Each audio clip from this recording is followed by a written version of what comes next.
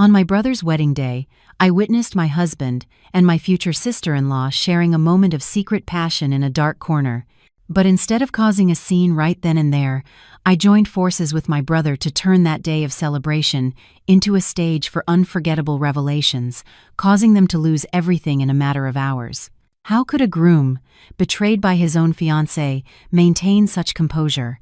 My story might seem unbelievable to many, but it is the bitter, raw truth I had to live through.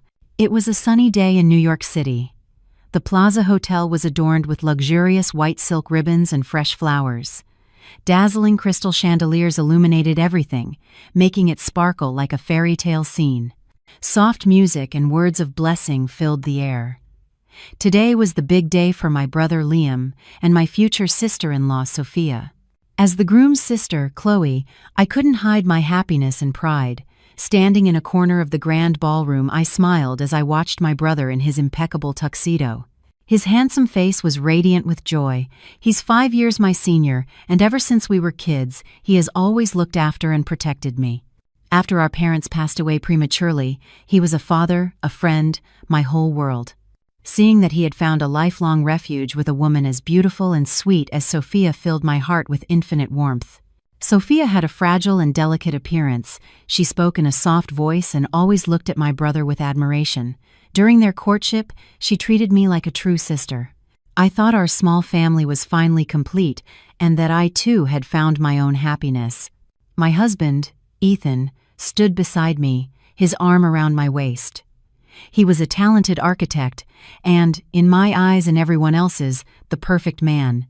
We had been married for 5 years and had a marriage that was the envy of all. He was always gentle and attentive, my pillar of support through every storm. He gently squeezed my hand and whispered in my ear, "Your brother looks amazing today, and your sister-in-law looks like a dream.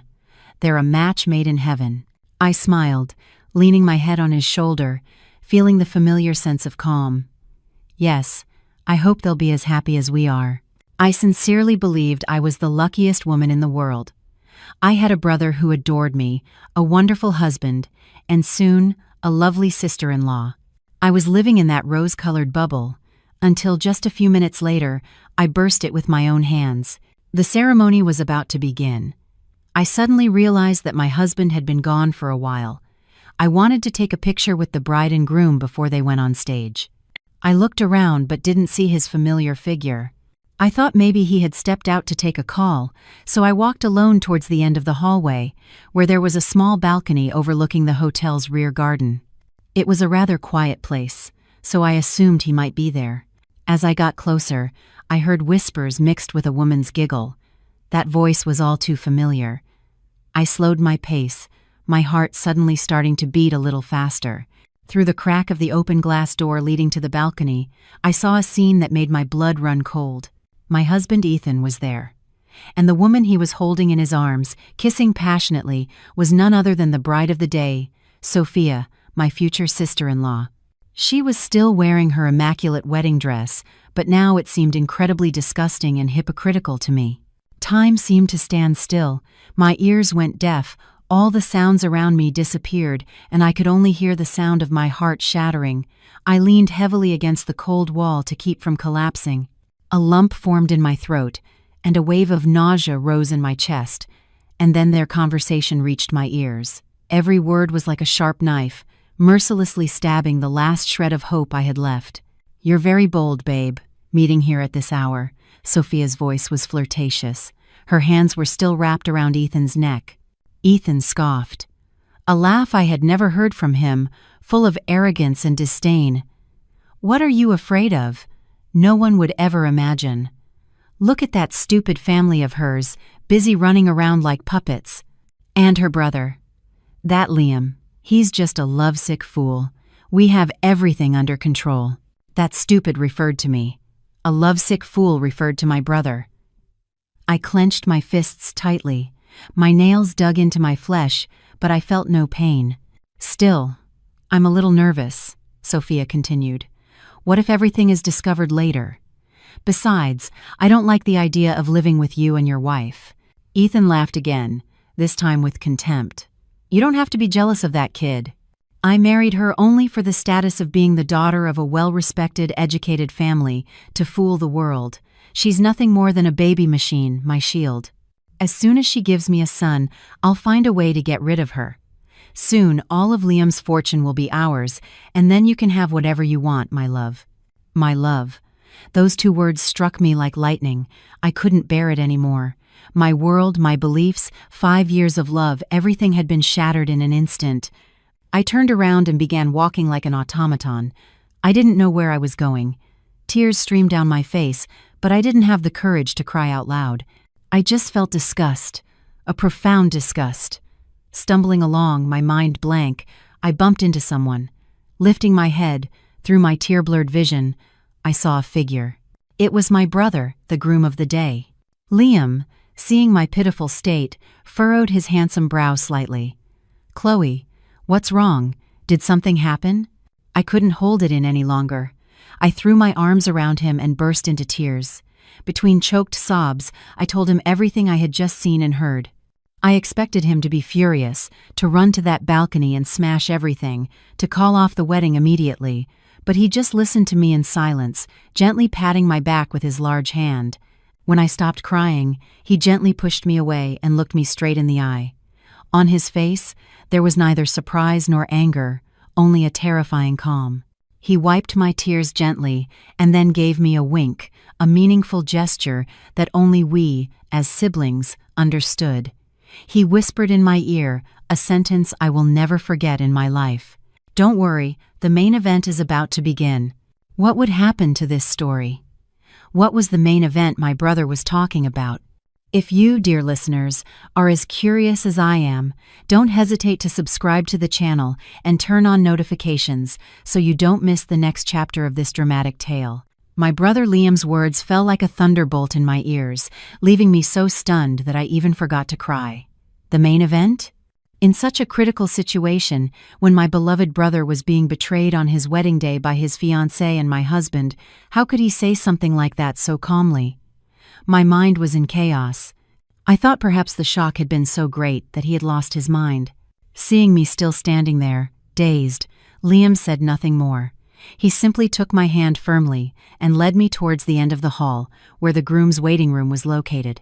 He looked around cautiously, and only after making sure no one was there, he pushed me inside and locked the door. The room was decorated with white ribbons and balloons, but the air inside was heavy and tense, almost suffocating. "Chloe, listen to me carefully." Liam turned and looked me straight in the eye. His expression was no longer one of terrifying calm. It was the seriousness and cold determination I only saw when he made important business decisions. "I've known about all this for a long time." I froze once again. For a long time? How? How was that possible? Liam sighed and pulled a chair over for me to sit down. "It was 3 months ago," he began to recount. "I started to notice that something wasn't right. That woman, Sophia, showed an excessive interest in the management of our company. She frequently asked about projects or the financial situation details that a fiancé wouldn't normally care to know in such detail. And your husband, Ethan, acted with an abnormal familiarity with her. Subtle glances, small gestures, things that only those involved would notice. A knot formed in my chest. While I was blind with happiness, my brother had been silently detecting the dangerous undercurrents. I had a bad feeling," he continued. "So I secretly hired a private investigator, and what they discovered was far more terrible than I had imagined. It wasn't just infidelity, Chloe. Behind it all was a meticulously calculated conspiracy." Liam opened his phone and showed me several photos and documents. They were pictures of Ethan and Sophia on secret dates in luxurious places. There were also bank statements showing large sums of money transferred from an unidentified account to Sophia's, and what horrified me the most was a detailed plan found in Ethan's emails. The plan was organized in phases. First, Sophia would seduce my brother with her beauty and false sweetness to marry him and officially become part of our family. At the same time, Ethan, as my husband, would use my trust to gradually leak internal company information. Their ultimate goal was that after the wedding, Sophia would convince Liam to entrust Ethan with the management of several important projects. That way, they could conspire to embezzle company funds, create ghost debts, and finally bankrupt the company our parents left us to take everything. I felt the blood freeze in my veins. My 5 years of marriage, the love I had cultivated, had all been just a move in their plan. Ethan didn't love me. He had only used me as a pawn and a tool to carry out his dirty conspiracy. Romantic betrayal now turned into a deep hatred. They had not only trampled on my feelings, but they had also tried to destroy our parents' life's work. Then why? Why did you go ahead with this wedding knowing everything? I asked, looking up at my brother. My voice trembled. Liam looked at me, and a sharp glint crossed his eyes. If I had broken off the engagement, then we would have only caught 2 small fish, Ethan and Sophia. The one pulling the strings from the shadows would have never been revealed. Besides, we didn't have enough evidence to expose their entire conspiracy. My brother decided to turn the wedding itself into a trap, a grand stage where everyone could witness the play together. Liam squeezed my hand. I have everything prepared, Chloe. The company's important assets have been transferred to a secure trust. The projects they're interested in are just shell projects with no value, and I've installed recorders and cameras everywhere.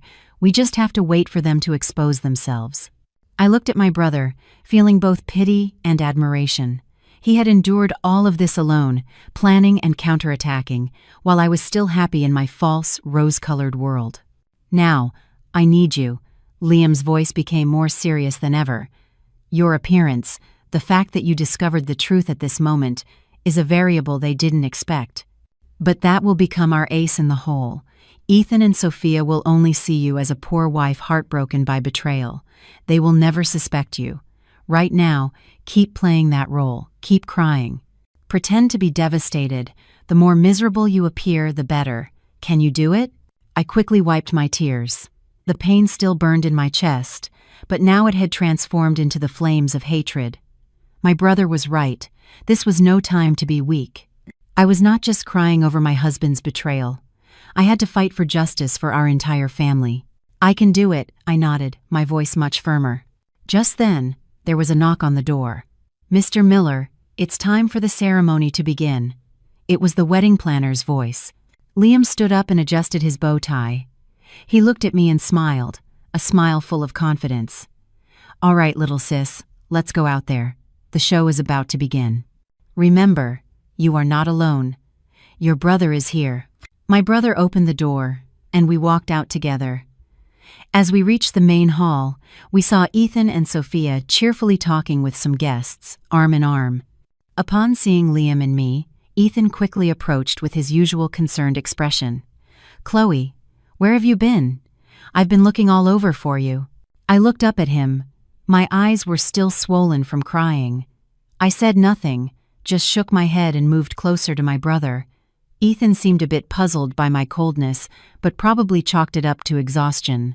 The music in the wedding hall suddenly became more solemn. The master of ceremonies announced in a powerful voice, "And now, let's give a warm welcome to today's stars, the groom, Mr. Liam Miller, and the bride, Miss Sophia Reed." All the lights focused on them, and all eyes were filled with admiration. And as my brother, the groom, took that woman's hand, the woman who almost became my sister-in-law, to enter the hall, I smiled. My smile was probably the most perfect lie of my life, but it was also the smile that foretold the storm to come. Under the dazzling stage lights, my brother and Sophia looked like a perfect couple. Liam still wore a happy smile, but I knew it was just part of a flawless performance. She pretended to be shy and sweet, occasionally casting loving glances at him. She was an exceptional actress. They walked together down an aisle covered in white roses to the incessant applause of hundreds of guests. I sat in the front row of the family section with Ethan by my side. He still had his arm around my shoulders, whispering sweet nothings to me from time to time. Aren't they beautiful? I hope we'll celebrate such a grand wedding anniversary too. I just leaned on his shoulder in silence, pretending to be intoxicated by the romantic atmosphere of the ceremony.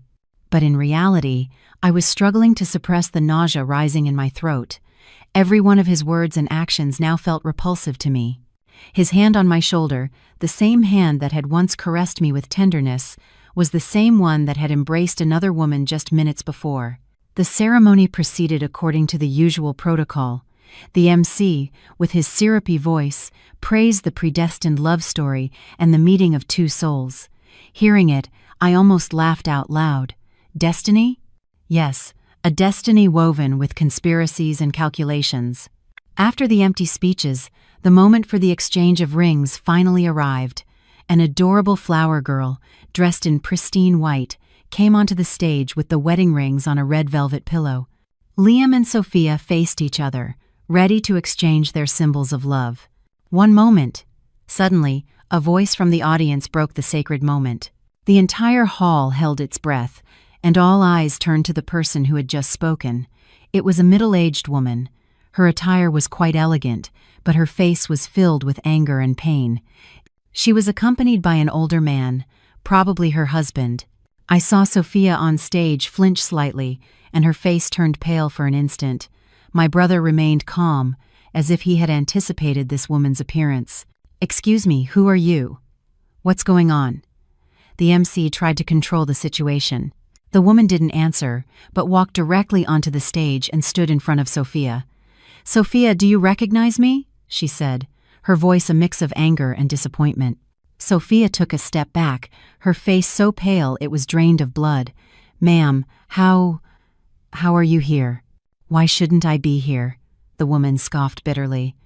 "I came to see how my future daughter-in-law, the one who swore eternal love to my son, is about to become another man's wife. I came to seek justice for my son." A murmur began to spread among the guests. Future daughter-in-law? Son? What was happening? Ethan, sitting beside me, was also surprised. "What's going on, Chloe?" "Who is that woman?" he asked me. I just shook my head, feigning equal surprise and confusion. The woman turned to the guests and raised her voice. "Ladies and gentlemen, I'm sorry to interrupt this happy day, but there's something I must say. This young lady on the stage, Sophia, was my son's fiancée.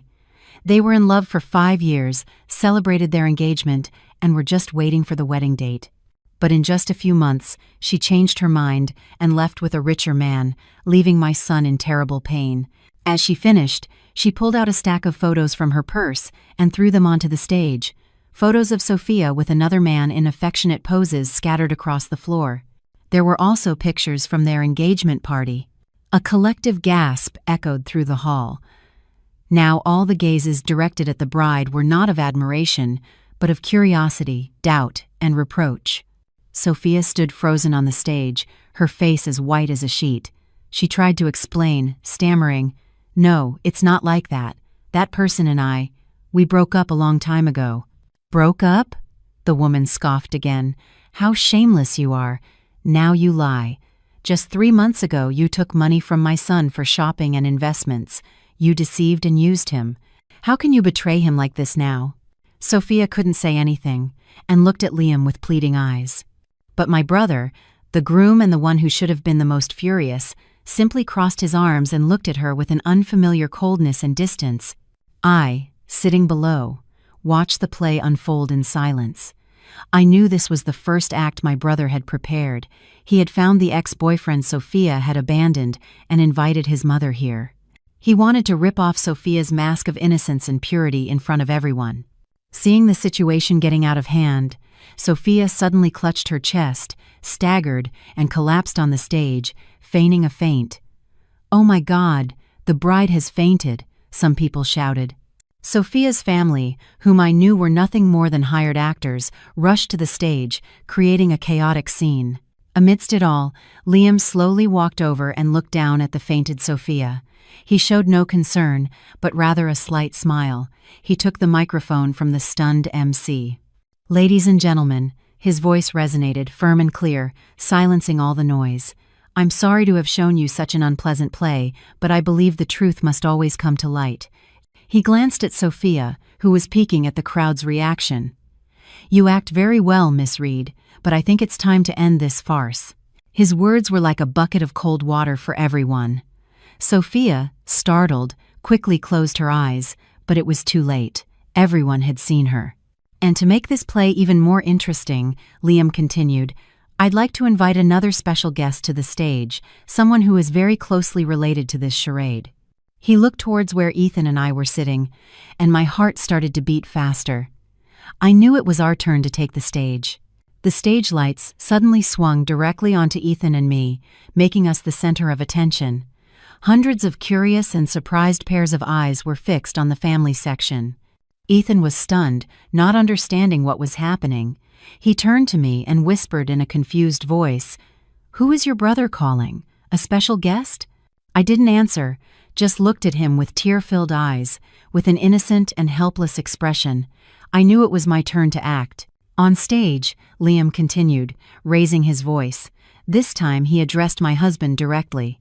"The person I want to invite is none other than my brother-in-law, the architect Ethan Thompson. Could you please come up here and share in this joy with us?" This sudden invitation caused even more of a stir in the hall. People didn't understand why the groom would call his brother-in-law to the stage at such a delicate moment. Ethan was completely paralyzed. He looked at me, then at the stage, and his face turned pale. He probably started to feel that something was very wrong, but faced with his brother-in-law's public invitation and the gaze of hundreds of people, he couldn't refuse. "Go on up, honey," I said softly, giving him a gentle push on the back. With an innocent tone, I added, "Maybe Liam wants you to share the secret of a happy marriage." My words were like a pinprick, but enough to make Ethan flinch. He swallowed hard and, forcing a smile, slowly got up and walked towards the stage. Each of his steps seemed to weigh a ton. When Ethan got on stage, Liam put an arm around his shoulders in an affectionate manner and addressed the audience. "Ladies and gentlemen, don't you think my brother-in-law is handsome and talented? I'm very proud to have a brother-in-law like him. Not only is he a talented architect, but also a wonderful husband who deeply loves my sister." Liam's praise baffled Ethan even more. He could only smile awkwardly without saying a word. "And perhaps," Liam continued, his voice suddenly becoming meaningful, "he's so perfect that not only my sister loves him, but other women love him too. Isn't that right, my dear bride?" Liam turned to Sophia, who was still lying on the floor pretending to be unconscious, but upon hearing this, I saw her eyelids tremble slightly. Ethan's face was now as white as a sheet. He started to sweat cold and tried to wriggle out of Liam's arm. "Brother-in-law, what are you saying? Everyone is misunderstanding things." "Misunderstanding?" Liam laughed out loud, a laugh without any warmth. "Well, let me show everyone what the misunderstanding is." As he finished, Liam signaled to the technical crew. The two enormous LED screens on either side of the stage, which had originally been showing romantic photos of the bride and groom, suddenly went dark and then lit up again. But this time, the image that appeared was not of roses or candles. It was a video recorded from a hidden angle on the balcony. The entire hall gasped. The same scene that I had to witness just an hour before unfolded vividly before the eyes of hundreds of people. My husband Ethan, passionately embracing and kissing the bride, Sophia, dressed in her immaculate wedding dress. The audio was also recorded with great clarity. Each of their disgusting words echoed throughout the hall. "That stupid family of hers, busy running around like puppets. And that Liam, he's just a lovesick fool. I married her only to fool the world. She's nothing more than a baby machine." The entire ballroom seemed to explode. Shouts, insults, and looks of contempt rained down mercilessly on the two people on stage. The most sordid drama of adultery and betrayal was being projected in the most vivid way possible. Sophia could no longer keep up her fainting act. She jumped up, pale and trembling from head to toe. Ethan could barely stand. He staggered back a few steps and, pointing at the screen, stammered, "No, it's not true. It's edited. It's fake." But his weak words couldn't quell the crowd's anger. "Trash. What a pair of cheaters. I can't believe it." Insults erupted from all sides. Sophia's fake family couldn't continue acting either. They stood frozen, their faces red with shame, not knowing what to do. And I was still sitting in the front row. The tears started to flow again. This time it wasn't an act. They were tears of pain from having to relive that scene and hear those poisonous words again in front of so many people. I covered my face with my hands, my shoulders shaking. I had to portray the image of a miserable victim, a wife completely shattered by the cruel truth. On stage, Liam looked at me, and a flash of compassion crossed his eyes, but it was quickly replaced by cold determination. He walked over and snatched the microphone from the MC's hand. "Ladies and gentlemen," he shouted. His voice had an invisible force that instantly silenced the chaotic hall. "Have you all seen it? This is the true face of the woman I was about to marry, and the man I once considered my brother-in-law, part of my family." He turned to Ethan and Sophia. His gaze was like two knives. "Do you two have anything else to say? Or do you want me to show you something even more interesting?" Ethan and Sophia, desperate, could only shake their heads. They were completely cornered, with no way to excuse themselves. "But all of this," Liam continued, his voice becoming even more mysterious and frightening, "doesn't end here. This drama of infidelity is actually just the tip of a much larger iceberg." The entire hall fell silent again. Everyone wondered what the groom meant. Liam pulled out a stack of documents from his tuxedo pocket and held it up for everyone to see. What they really wanted wasn't love, but this. What was in that stack of documents? And what connection did it have with the person who, according to my brother, was pulling the strings from the shadows? All eyes were fixed on the stack of papers in my brother's hand, waiting for an even more terrible truth to be revealed. The stack of documents in Liam's hand was like a mysterious object that captured everyone's attention.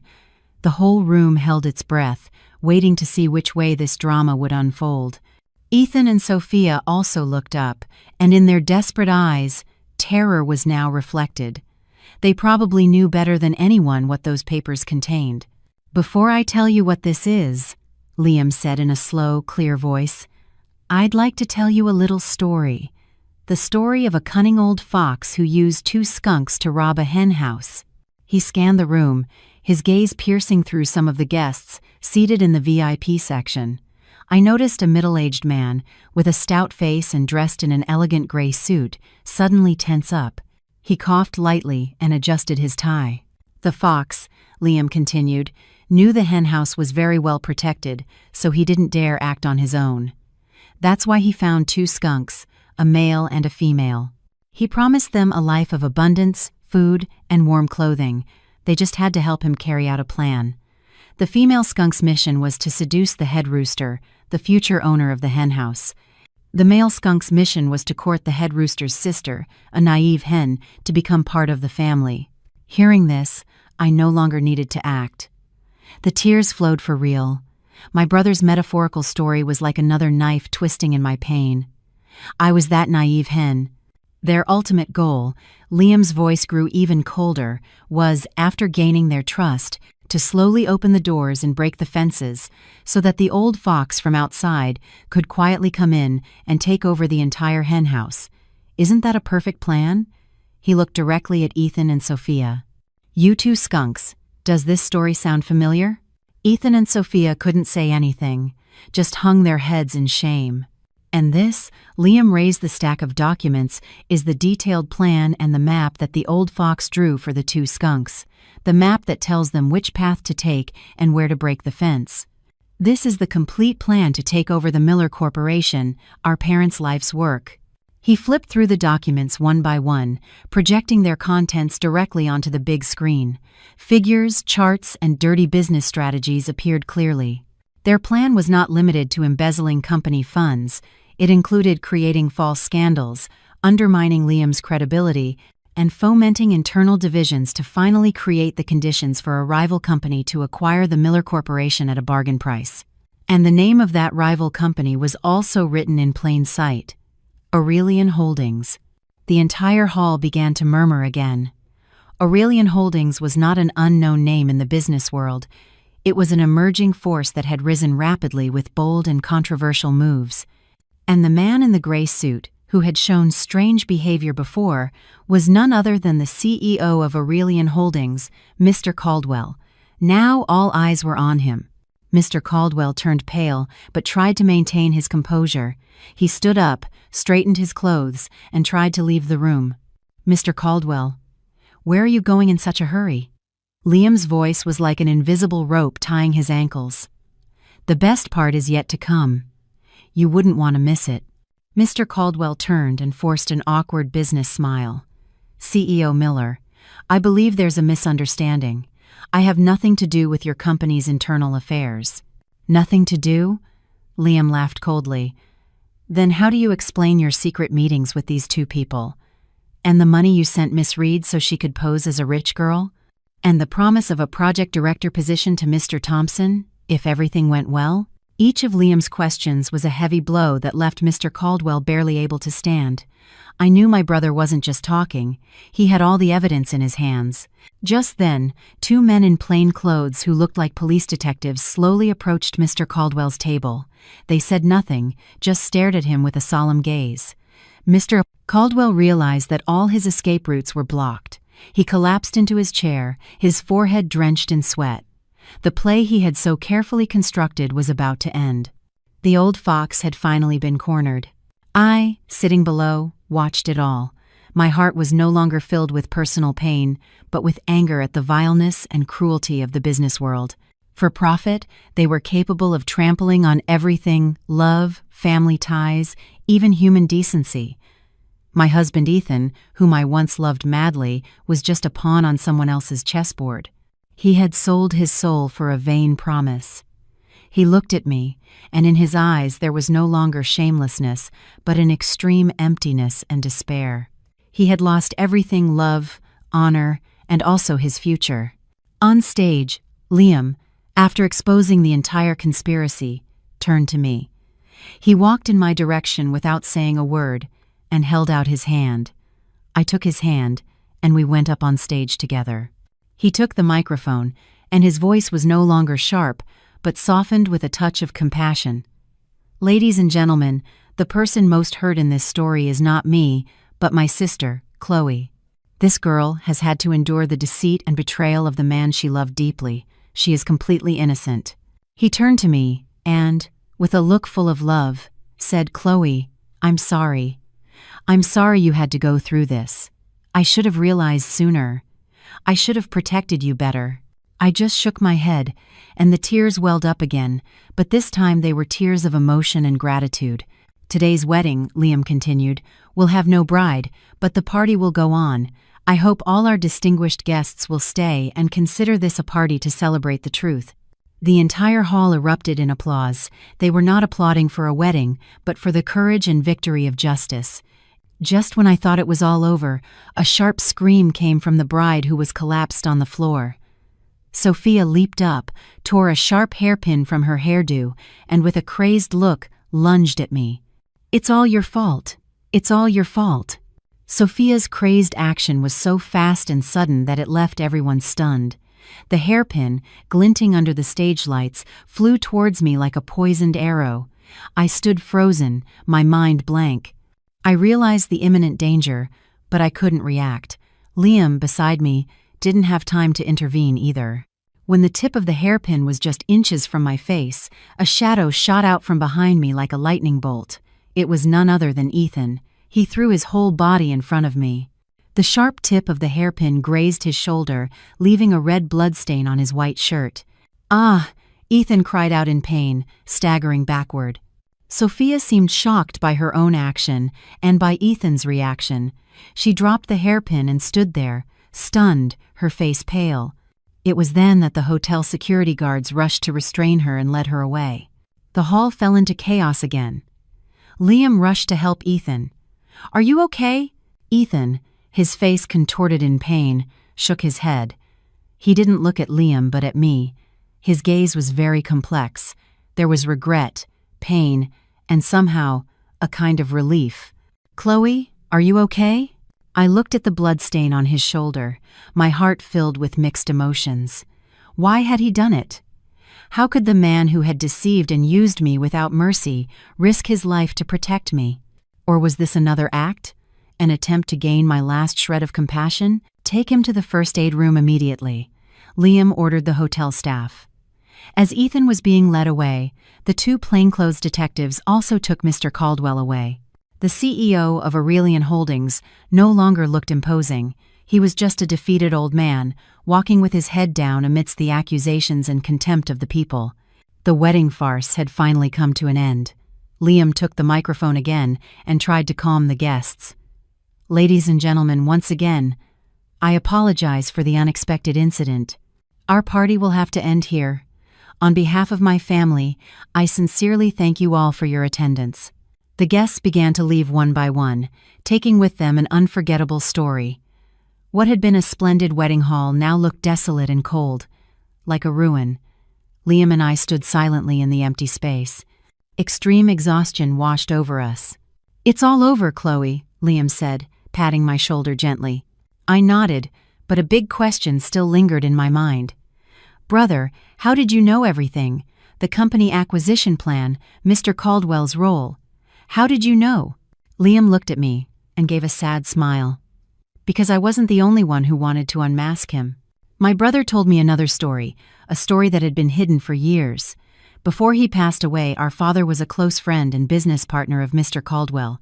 Together, they laid the first bricks for both companies. But it was that same Mr. Caldwell who, with dirty tricks, cheated our father out of all his shares and drove him to bankruptcy. That blow made our father fall ill, and soon after, his health deteriorated and he passed away. I always had my doubts about my father's death. Liam's voice became graver. After inheriting the company, I started investigating secretly and gradually found evidence of his crimes. But he was too cunning and covered all his tracks skillfully.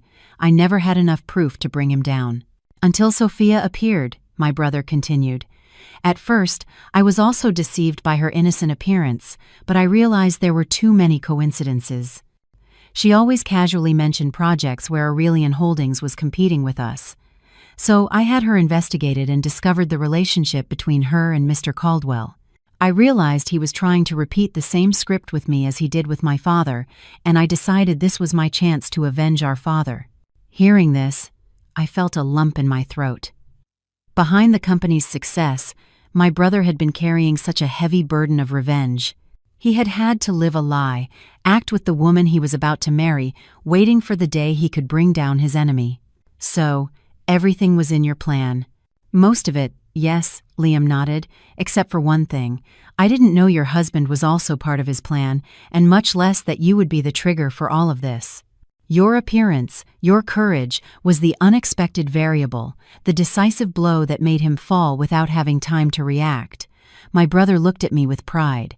"My little sister, you've really grown up." I managed to smile through my tears. We had won together, as siblings. We had won.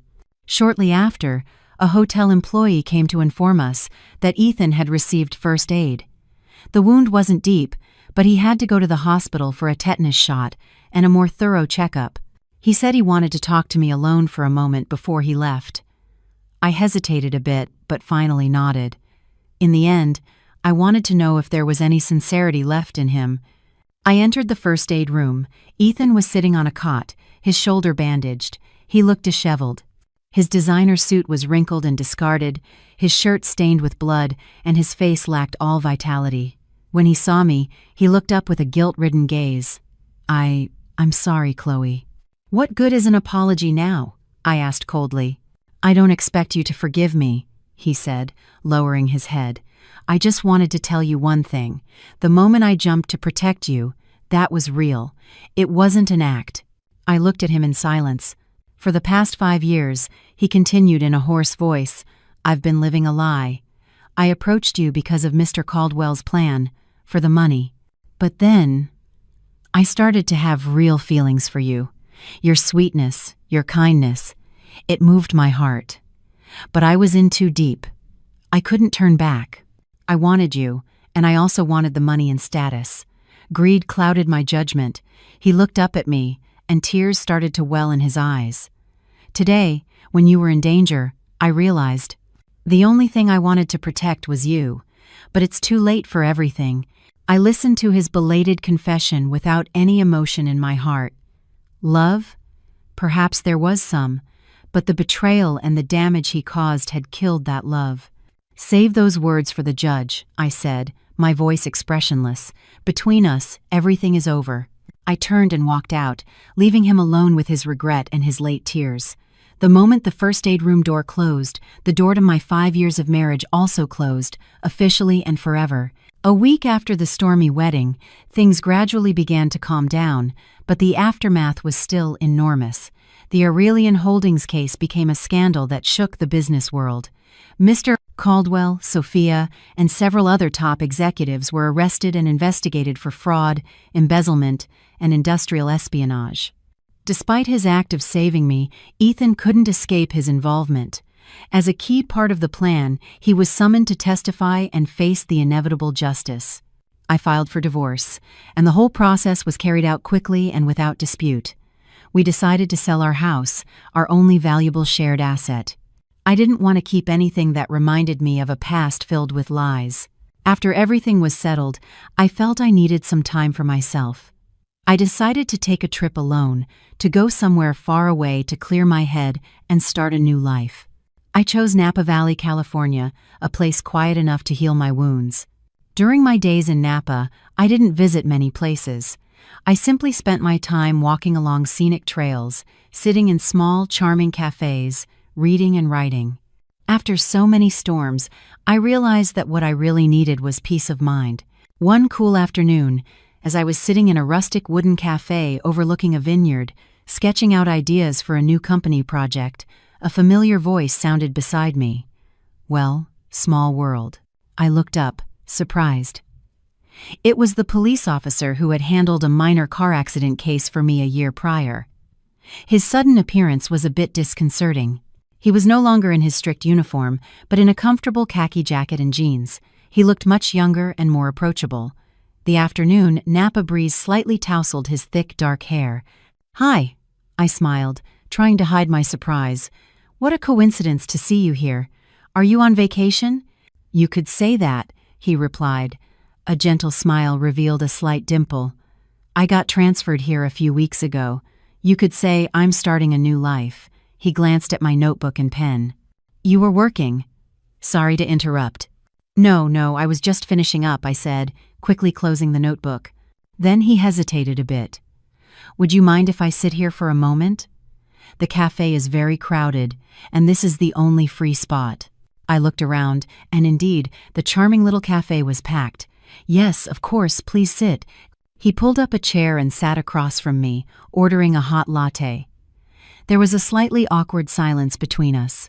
I didn't know what to say, and he also seemed to be looking for a suitable topic of conversation. At the wedding that day, he finally broke the silence. "I saw everything. You were very brave." His words surprised me a little. I thought he had only been there to handle the arrest, and was surprised he had noticed other things. "Thank you. Fortunately, it's all over now. I'm David," he introduced himself suddenly. "Chloe," I replied. "Nice to meet you, David." We started talking. At first, it was just light conversation about Napa Valley, work, and personal hobbies, but gradually the conversation deepened. David told me why he had been transferred. After years of working in the stressful environment of New York, he felt burned out and wanted to live and work in a quieter place. He loved the mountains, the forests, and the fresh air of the valley. I also shared my story, not the painful details of the betrayal, but my decision to leave the city and my desire to find a new balance in life. We realized we had something in common. We were both on a journey to find a new beginning. David was a very engaging person to talk to. He was intelligent and funny, but in his eyes, there was something quiet and deep, typical of someone who has lived a lot. Talking to him made me feel very comfortable, a feeling I hadn't experienced in a long time. The sky began to darken, and the warm yellow lights of the cafe came on, creating a very romantic atmosphere. I don't know how long we were talking. "It's getting late," David said, looking at his watch. "I have to get back to the station. It was a pleasure talking to you, Chloe." "You too," I smiled. "Oh, this weekend." He hesitated again. "I'm planning a hike in the hills, and I was wondering, if you're not busy, would you like to come?" His invitation made my heart skip a beat. "Hiking? I've never really done it." "All the more reason you should try," he smiled. "The air there is incredible. It helps to release all the stress." I thought for a moment and then nodded. "Yes, I'd love to." After that chance encounter, David and I had our first date. We hiked in the mountains together, walked through vast pine forests, and discovered small, hidden restaurants in the alleys of Street Helena. With David by my side, I was no longer the woman who had to be strong, the one who had to distrust everyone. He gave me a strange sense of security and peace. He didn't ask about my past or make me relive painful memories. He just stayed by my side in silence, sharing the small joys of life with me. The feelings between us grew naturally and gently, like the morning mist in Napa.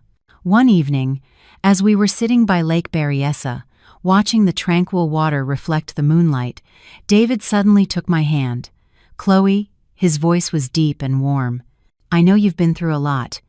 I don't want to stir up old wounds. I just want to say that, if you'll let me, I'd like to be the person who writes a new chapter of your life with you, a chapter full of joy and happiness." I looked into his sincere eyes, and my heart was moved. Tears welled up again, but this time they were tears of happiness. I said nothing, just nodded and squeezed his warm hand tightly. 2 years later, "Mommy, hurry up! Daddy and Uncle Liam are waiting outside." My little daughter Ava's cheerful voice sounded from the door. I smiled and adjusted the bow in her hair. "Mommy's coming, my princess." I looked at myself in the mirror. I saw the image of a woman radiant with happiness. Today was a special day. It was my first wedding anniversary with David, and also the day the whole family was going to New York for the opening of a new branch of the Miller Corporation. My life had completely changed. After that fateful trip to Napa Valley, I found the true love and happiness of my life. David, after we had been dating for a while, decided to request a transfer back to New York to be by my side. He said that wherever I was, that was where his peace would be. We had a small, warm wedding on the beach, with only our loved ones. My brother Liam also found his own happiness after all the storms. He fell in love with a kind teacher, and they recently had their first child, a healthy boy. The Miller Corporation, under Liam's leadership and with my support, grew spectacularly, becoming one of the leading companies in its sector. As the car drove along the familiar highway, Ava sat on my lap, chattering and pointing at everything she saw out the window. David, in the driver's seat, turned around from time to time to look at me and our daughter with a look full of love. When the car passed by a large prison, I suddenly fell silent. I knew that inside there were people paying for their mistakes. I had heard that Ethan was going to receive a reduced sentence soon for his good behavior. I also heard that Sophia had suffered a real mental breakdown and had been transferred to a psychiatric hospital for treatment, and Mr. Caldwell, old and sick, finally broke down behind bars. I no longer hated them. My heart was now filled with peace. All the hatred was behind me, and love and forgiveness had taken its place. The opening party was a great success. Amidst the bustling atmosphere, I received a beautiful bouquet of white roses with no sender's name. Inside was a small card with shaky handwriting, typical of an elderly person. "Congratulations, may you be very happy." I knew who it was from. Probably someone, somewhere, was watching me and sincerely wishing me the best. That night after the party, when Ava was fast asleep, David and I stood on the hotel balcony, looking at the bright lights of the New York night. He hugged me from behind and rested his chin on my shoulder. "Thank you," he whispered, "for coming into my life, for making my days meaningful." I smiled, turned around, and rested my head on his firm chest. I should be more grateful. "Thank you for healing all the wounds within me." We hugged in silence, fully feeling the happiness of the present. Life is truly like a long journey with countless unpredictable forks. There were times when I thought I had fallen into the abyss of despair, but it was in the darkest place that I found the light of my life. A new beginning, a new happiness. Everything was here, in my arms. After the trip to New York, we returned to our quiet routine. Our small house was once again filled with Ava's laughter and the warmth of family. My brother Liam also came over often on weekends with his wife and son. Seeing my daughter and my nephew playing together, I felt my heart was completely healed. The past seemed very distant, just an old story I remembered from time to time. The anonymous white roses and the card from the opening day, I simply regarded as a late apology from some relative of Ethan's. I didn't want to think about it or give it more importance. I put the card in a corner of a drawer and locked it, as if closing an old chapter of my life. But life is not always as calm as a lake. The first ripples began to form so subtly that at first I thought it was just my hypersensitivity due to everything I had been through. Sometimes, while driving down the street, I had the feeling that a familiar black sedan was following me, but when I looked closer in the rearview mirror, the car would disappear into traffic. Once, while playing with Ava in a park near our house, I felt a fixed gaze on me and my daughter from a distant bench.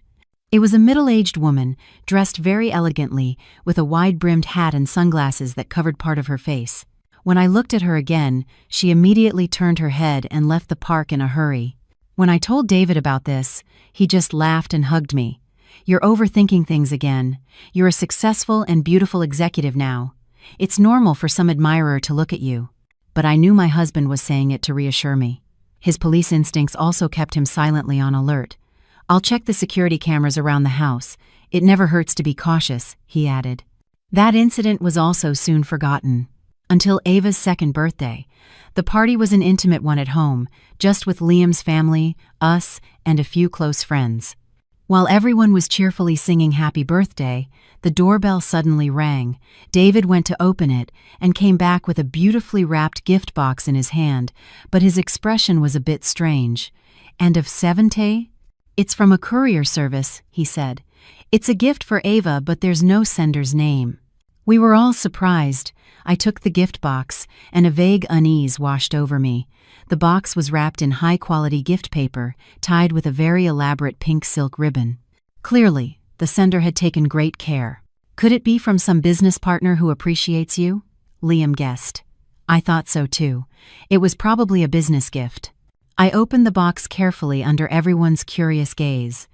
Inside, on a soft velvet lining, was a small and beautiful white gold bracelet, exquisitely crafted. The charm on the bracelet was a finely carved lotus flower, with a small diamond in the center that sparkled under the light. It was a very valuable gift, but what made me freeze was not its value, but the small card that came with it. The handwriting on the card was soft, elegant, and very familiar.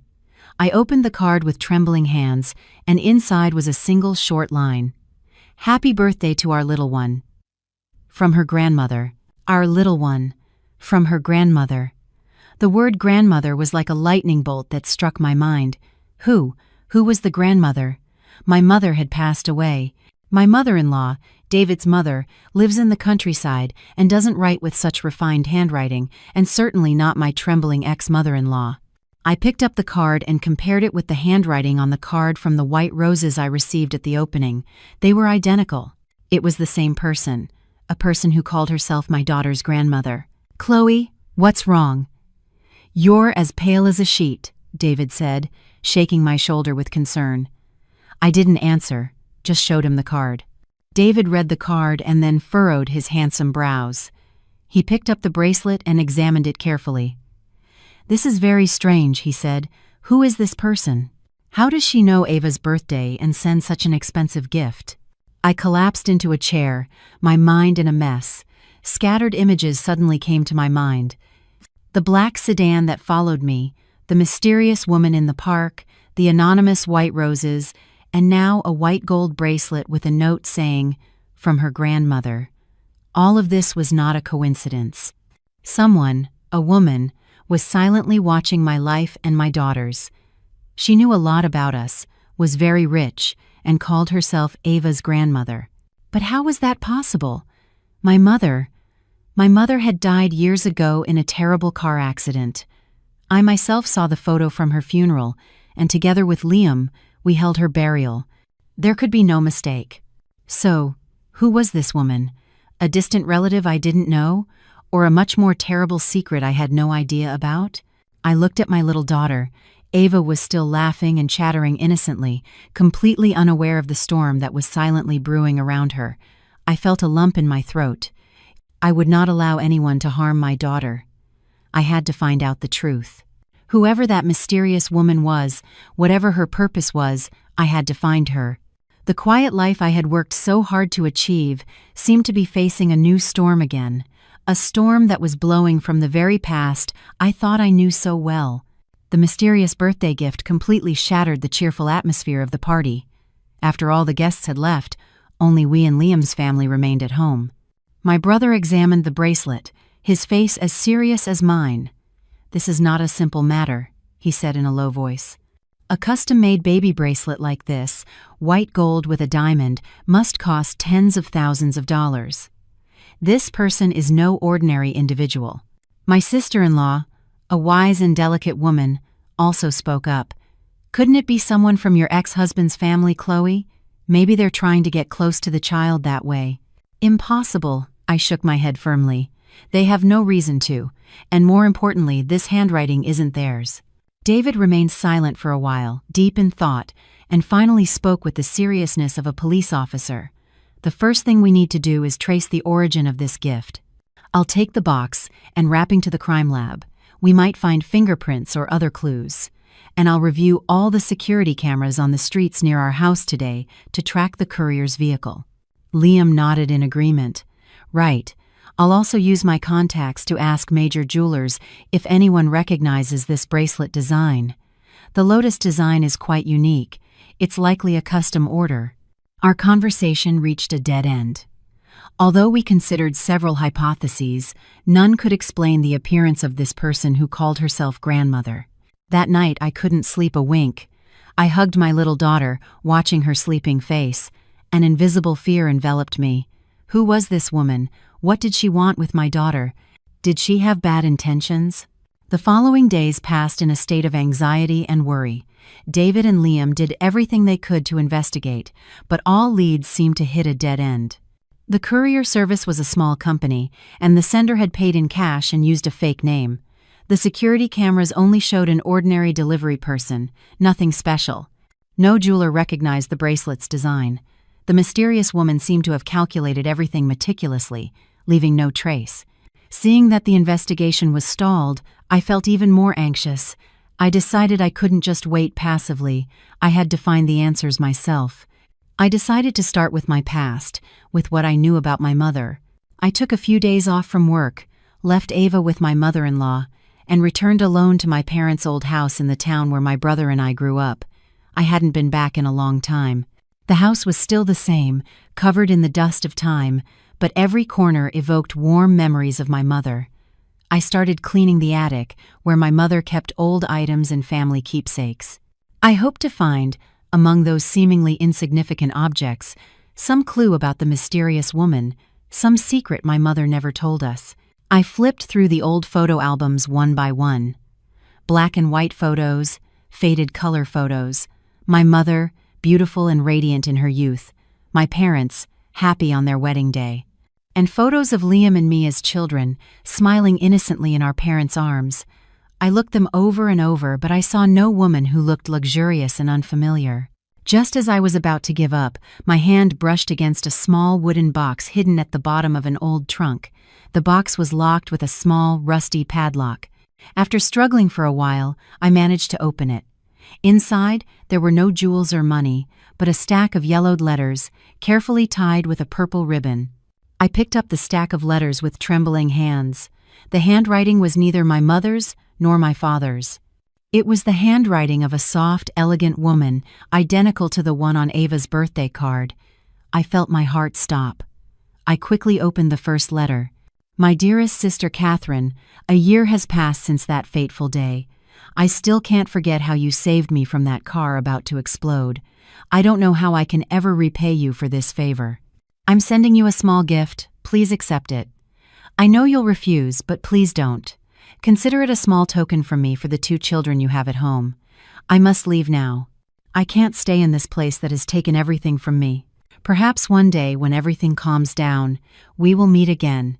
With all my love, Adrian." I reread the letter several times, my mind in a turmoil. Sister Catherine? That was undoubtedly my mother. A car accident? A savior? My mother had never told us that story. And Adrian? Who was that woman? Why did she write to my mother? I quickly read the following letters. They were letters sent from abroad, from France and Switzerland. Adrian told my mother about her new life, her loneliness, the torment of having had to leave her home. She always asked about Liam and me, and she always sent us expensive gifts, gifts that my mother probably never told us we had. The last letter was dated about 5 years ago, and the handwriting was a bit shakier. Sister Catherine, I believe my time is short. This illness has tormented me for too long. My only regret is that I never came back to take care of my 2 children. I know I don't deserve to. I abandoned them. But please, sister, love them for me. Tell them that wherever I am, their mother will always be watching over them and loving them. I am sending you this key. It is the key to a personal safe deposit box in a Swiss bank. Inside is all the fortune I have amassed. Please give it to my children when they are older. Consider it the final compensation from a sinful mother. Goodbye, my sister, my friend, and my savior, Adrian. The letter fell from my hands. My whole body was shaking. Children, mother, the whole truth, an incredible truth, was slowly revealing itself before my eyes. This woman, Adrian, she was. No, it couldn't be. My mother was Catherine Miller, and she was dead. There had to be a mistake. But this stack of letters, this key, and the familiar handwriting, I sat there, stunned, in the middle of the dusty attic, my mind filled with confusion. The past I knew, the identity I believed in, everything suddenly felt blurry and strange. A huge family secret, a secret buried for over 20 years, was about to be opened, and it was directly related to me. That night, I couldn't sleep a minute. The stack of Adrian's letters and the small key lay silently on the desk, but my mind was a whirlwind. Her mother, 2 children. Those phrases repeated over and over, stabbing deep into my heart. I tried to dismiss the crazy idea that Liam and I were not the biological children of the woman we always called Mom. But everything fit together in a terrifying way. The handwriting, the expensive gifts, and the term grandmother for Ava. The next morning I couldn't wait any longer. I had to find Liam. He had to know too. He was my brother, my only family. He had a right to know the truth about our roots. I drove hastily back to the city. I went straight to my brother's office. Seeing my haggard look and sunken eyes, he questioned me with concern. I said nothing. I just silently closed the office door and placed the stack of letters and the key on his desk. "Read it," I said in a hoarse voice. Liam, surprised, picked up the first letter. As he read, his expression changed from surprise to astonishment and shock. He read every letter, and the hand holding the paper began to tremble. When he finished the last letter, he collapsed into his chair, staring into space with lost eyes. "No, it can't be," he muttered, shaking his head over and over. "Our mother is Catherine. Who is this Adrian?" "I thought so too," I said bitterly. "But brother, look at this handwriting. It's identical to the one on Ava's birthday card." I showed him the photo of the card I had taken with my phone. Liam stared at both handwritings. The last shred of doubt in his eyes vanished. He covered his face with his hands, and his broad shoulders shook. For the first time in my life, I saw my always strong and steady brother so fragile and helpless. We sat in silence for a long time, each lost in our own confused thoughts. The past we knew, the mother we loved, had all suddenly become a big question mark. "So, Mom Catherine?" Liam lifted his head, his voice hoarse. "Wasn't our biological mother. She raised us, she loved us. Why did she hide this from us?" "I don't know," I shook my head. "But I think she had her reasons. Mom Adrian said she had to leave, that she couldn't stay. Something terrible must have happened. A car accident." That clue came back to my mind. Mom Adrian said Mom Catherine saved her. Yes, the secret must be in that car accident, Liam. I looked my brother straight in the eye. "We have to find out the truth, not just for us, but for both our mothers." Liam nodded, his gaze becoming much more determined. "You're right. We have to find out what exactly happened 25 years ago." Our investigation began with the vague clues from the letters, the car accident, the date, and the name Adrian. Thanks to Liam's social standing and David's police contacts, it wasn't too difficult to reopen the old case files, covered in the dust of time. A few days later, we got the accident report. It was a terrible crash in the Rocky Mountains. A luxury car lost control and plunged off a cliff, exploding. According to the report, 4 people were in the car: the CEO of the Rivas Jewelers Group and his wife, and the driver and his wife. It was concluded that all four had died. Rivas Jewelers. That name stunned Liam and me. It was an empire that once dominated the American jewelry industry, but mysteriously collapsed shortly after its CEO's death. "Wait a minute," said Liam. "Rivas. I remember. Our father worked at Rivas before founding the Miller Corporation. He was the CFO there." Another coincidence. Everything seemed to be connected. "But the report says all four died," I said, puzzled. "So who is Mom Adrian, and why did she say Mom Catherine saved her?" "That's the key," intervened David, who was sitting with us. He pointed to a part of the autopsy report. Of the four bodies found, one was so badly burned it was unrecognizable. Based on some bone fragments, they could only confirm it was a woman, and people assumed it was the wife of the Rivas CEO, Mrs. Adrian. "That means," I held my breath, "that it's very likely that woman was not Mrs. Adrian," David concluded. "Mrs. Adrian survived the accident, and it's possible that the person who saved her was our mother, Catherine. But for some reason, she chose to become a dead person in everyone's eyes and live another life abroad. But why? Why would a woman with status, money, and everything else abandon it all, even her two children? This accident," Liam mused, "was it really an accident, or was it murder?" My brother's question silenced the room. If it was murder, who was the mastermind, and why did Mom Adrian have to flee? At that moment, David's phone rang. It was an old colleague from New York. He stepped out to answer and came back with a very serious expression. "New information," he said. "I asked them to check the list of top executives at Rivas Jewelers from that time. Guess who was appointed acting CEO right after the death of CEO Rivas and his wife?" "Who?" Liam and I asked in unison. "It was him," David's voice became firm. "The CEO of Aurelian Holdings, Mr. Caldwell." That name appeared once again. Our family's old enemy, the man who drove our father to his death. A wave of nausea and anger rose in my throat. "This can't be a coincidence," Liam slammed the table. "Caldwell, our father, Rivas Jewelers, and that car accident. There has to be a connection." A dark and terrible picture was beginning to take shape. A conspiracy hidden for 25 years. A crime that not only claimed several lives, but also shattered a family. And now, by chance, we seemed to be getting closer to the heart of that secret. The search for our roots had unexpectedly turned into the pursuit of the truth of a serial murder case. And the most likely suspect was our family's arch-nemesis. The name Mr. Caldwell was like the key that opened a dark door to the terrible secrets of the past. All the events now came together in a terrifying hypothesis. Mr. Caldwell had not only driven our father to his death to take over the Miller Corporation, but it was very likely that 25 years earlier, he was behind that terrible accident to devour the entire Rivas Jewelers group. If that's true, Liam gritted his teeth. He's not human, he's a demon. "But all of this is just conjecture for now," said David, trying to maintain the calm of a law professional. "We don't have concrete evidence to charge him. The case is too old, and almost all traces have likely been erased." "And Mom Adrian," I intervened. "If she's alive, she's the most important witness. She'll know exactly what happened. But why did she flee? Why didn't she come forward to report it?" "She was probably scared," Liam replied. "The enemy was too powerful.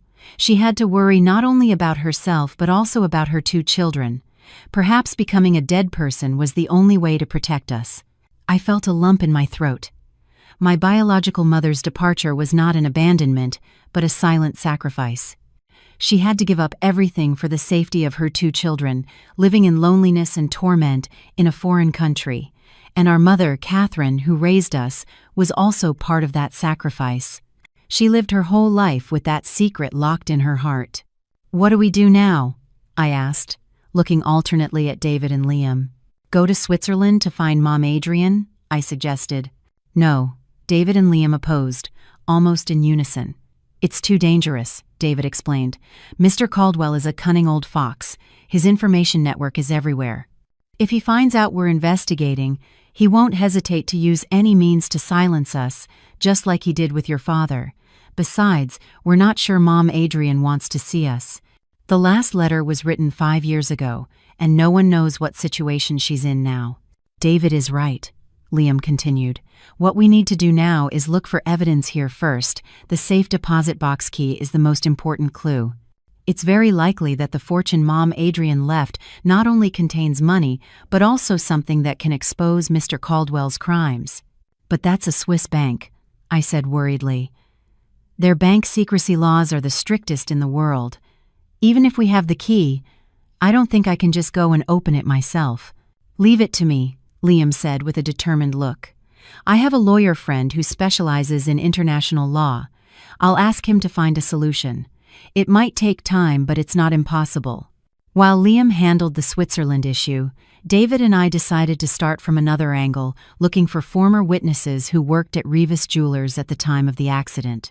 25 years is a long time, but surely there were still people who knew what happened, people who had to keep silent due to Mr. Caldwell's oppression, bribery, or threats. Our search was very difficult. Many people had moved, many had passed away. Those who remained, upon mentioning the names Rivas Jewelers and Mr. Caldwell, all shook their heads in fear and refused to talk. Mr. Caldwell's power and cruelty had cast such a large shadow that it had oppressed them for decades.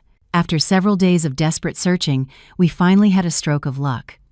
We found Mr. Paul, the retired former chauffeur of the Rivas CEO's family.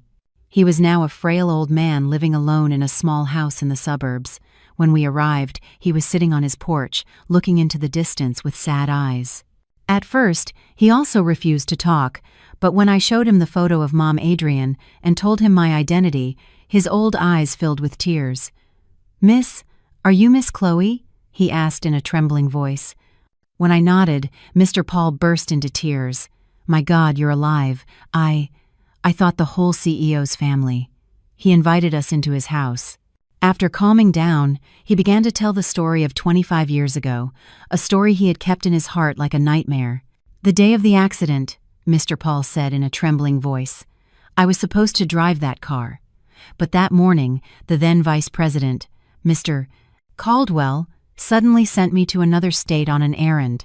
He said it was urgent and sent another driver in my place. He was a young kid who had just started. I didn't know him well. When I heard the news of the accident, I felt something was wrong," he continued. "That car was the CEO's. I checked it every day. It was impossible for the brakes to fail. I tried to tell the police, but no one believed me. They said I was rambling from grief. And a few days later, Mr. Tell the police.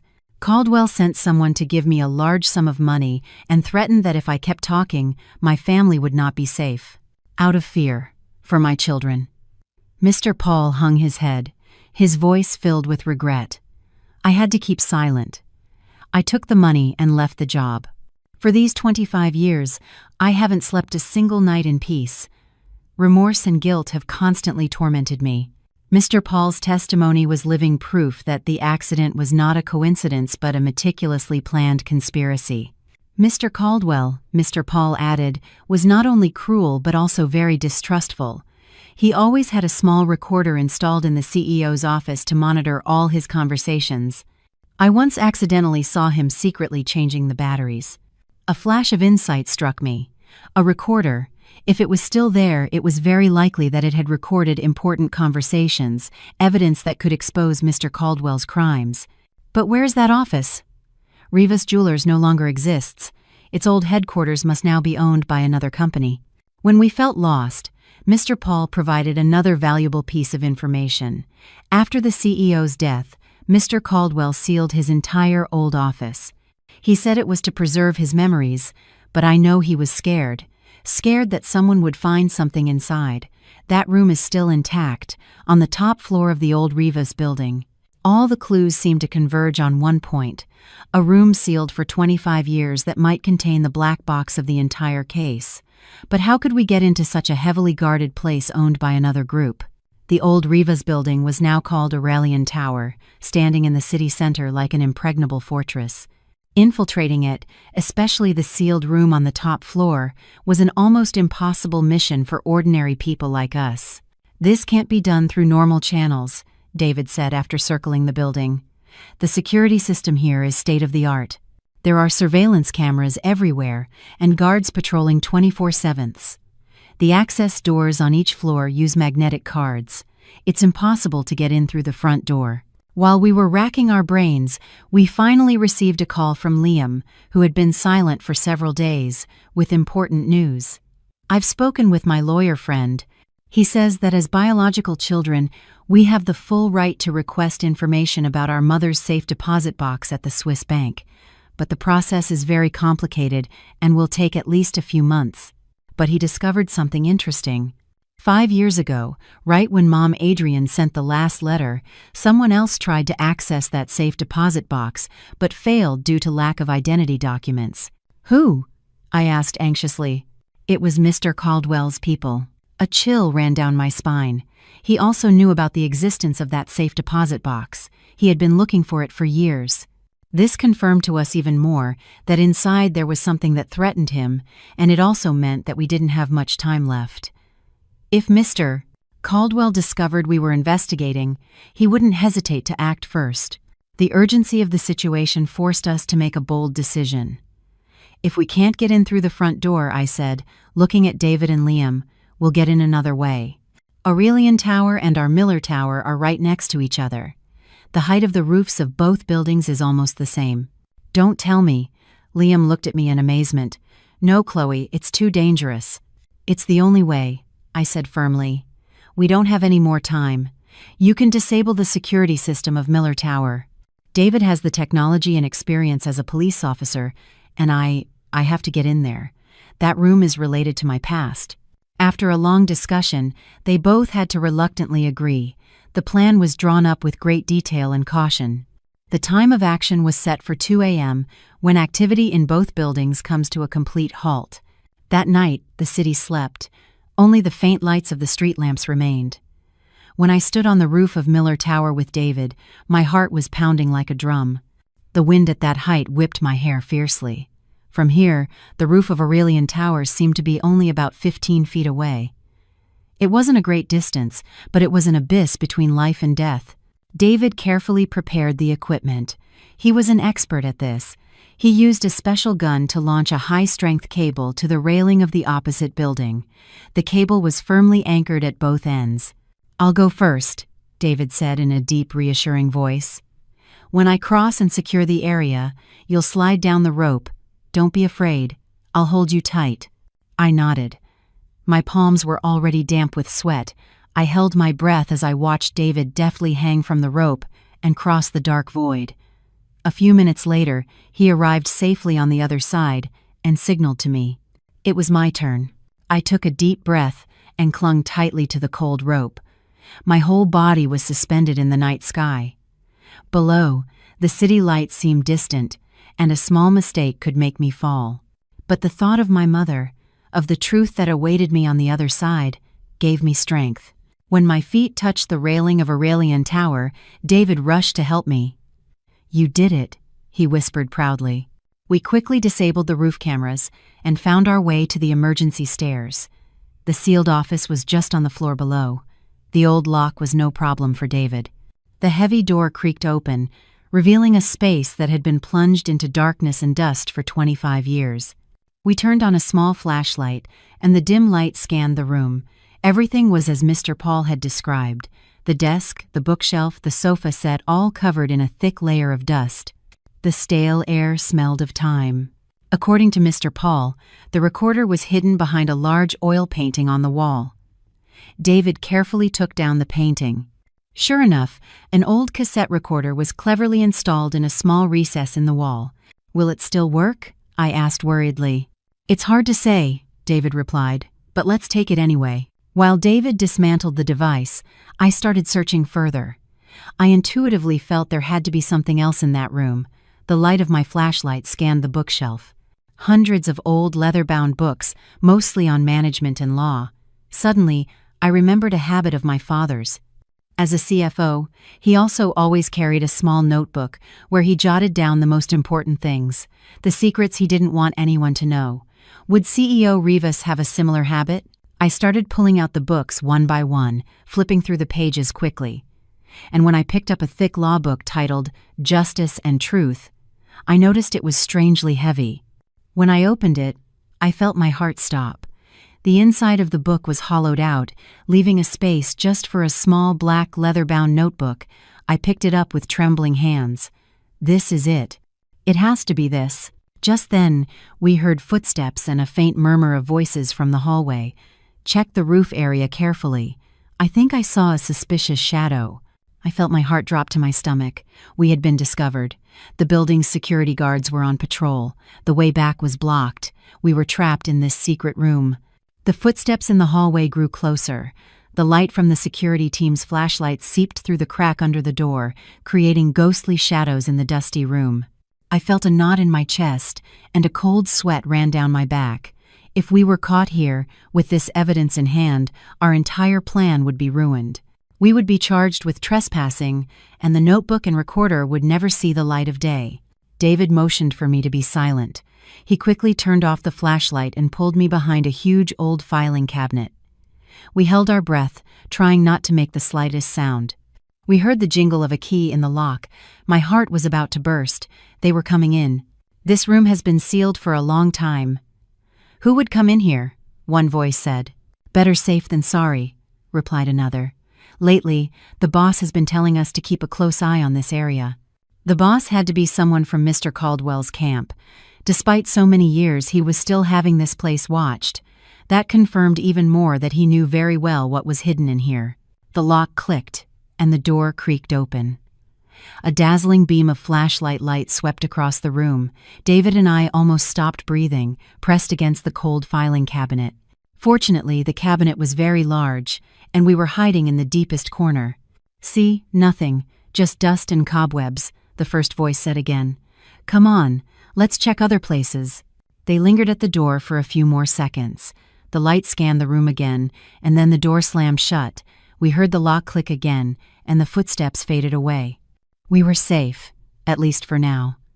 I let out a sigh of relief, feeling my strength fail me. David motioned for me to wait a little longer. About 10 minutes later, when we were sure the security team had moved on, he turned the small flashlight back on. We have to get out of here now, he whispered. The way we came is no longer safe. But how? The main door is locked, and there are guards in the hallway. We were completely trapped. David's gaze scanned the room and stopped at a small ventilation window near the ceiling. That's the only way out. That window was very small and high up, barely enough for one person to pass through. Moreover, it opened onto the building's facade. Outside, there was only a narrow ledge, barely a foot wide, running along the wall. It's too dangerous, I shook my head. One small misstep, and... It's the only option, David said firmly. Do you trust me? In this critical situation, his calm and determination were my only support. I nodded. David moved the old desk against the wall and stacked a chair on top. He climbed up first and carefully unlatched the window. A gust of cold night air rushed in. That ledge leads to an emergency balcony at the end of the hall, he explained. It's about 30 feet away. I'll go first and come back to help you. You just have to stick to the wall and walk very slowly. With that, he slipped out the window and carefully stepped onto the narrow ledge. My heart leaped into my throat watching him. A strong gust of wind could have sent him falling, but David moved with great professionalism. His steps were firm, his back pressed against the wall. A few minutes later, he reached the emergency balcony safely and signaled to me. It was my turn. The notebook and recorder were safely tucked into my crossbody bag. I took a deep breath, trying not to look down. My legs trembled as I stepped onto the ledge. I felt my whole body press against the cold wall. The wind whistled in my ears, carrying the sounds of the city at night. Don't be afraid. Just look at me, I heard David's voice from ahead. A deep, calm, and reassuring voice, just one step at a time. I focused on David's figure, trying not to think about the deep abyss below. 30 feet had never seemed so long. When my hand finally touched the one David held out to me, I felt like I had come back to life. We went down several floors via the emergency stairs and then found a way back into the main hallway. Fortunately, the security team was patrolling another area. We quickly returned to the roof and crossed back to Miller Tower on the rope. When my feet touched familiar ground, I collapsed, panting. The suffocating escape was finally over. Back in the safety of my apartment, we didn't rest but immediately began examining what we had brought back. Liam had also arrived and listened to our story with a worried expression. David carefully opened the old recorder. After fiddling with it for a while, he managed to get it working. We held our breath and listened intently. The old cassette tape began to turn, emitting the static of time. And then we heard a familiar voice, that of CEO Rivas, my biological father. He was talking on the phone. "I don't agree, Vice President Caldwell. That project is too risky. The cash flow isn't transparent. I can't approve it." After a brief silence, his voice became sharper. "I've told you before, don't try to fool me. I know what you're doing behind my back. If you don't stop, I will reveal everything to the world." The call ended, and my heart was pounding. This was proof of the conflict between my father and Mr. Caldwell. But the next recording truly stunned us. This time, it was Mr. Caldwell's voice. He was talking to someone. "The old man has found out everything. We can't leave him alive. A car accident, yes, it has to look like an accident. His family, take care of all of them. Leave no one behind. And then, Rivas will be ours." A recorded confession from 25 years ago. An undeniable confession. At the same time, I opened the black leather-bound notebook. Inside were not only records of Rivas Jewelers' business transactions, but also short diary entries from my father. He wrote about his worry upon discovering Mr. Caldwell's conspiracy, his anxiety about feeling watched, and his infinite love for his wife and 2 young children. And on the last page, there was a line written hastily in a special ink, an ink visible only under ultraviolet light, a prudent habit of finance professionals. Liam and I knew it well. We quickly turned off the lights, and David shone a small UV flashlight he always carried onto the paper. The writing appeared. "All original evidence contracts, account statements are in the safe deposit box at the Swiss bank. Number XYZ. I have entrusted the key to Catherine. If anything happens to me, trust her. Catherine will know what to do." Everything became clear.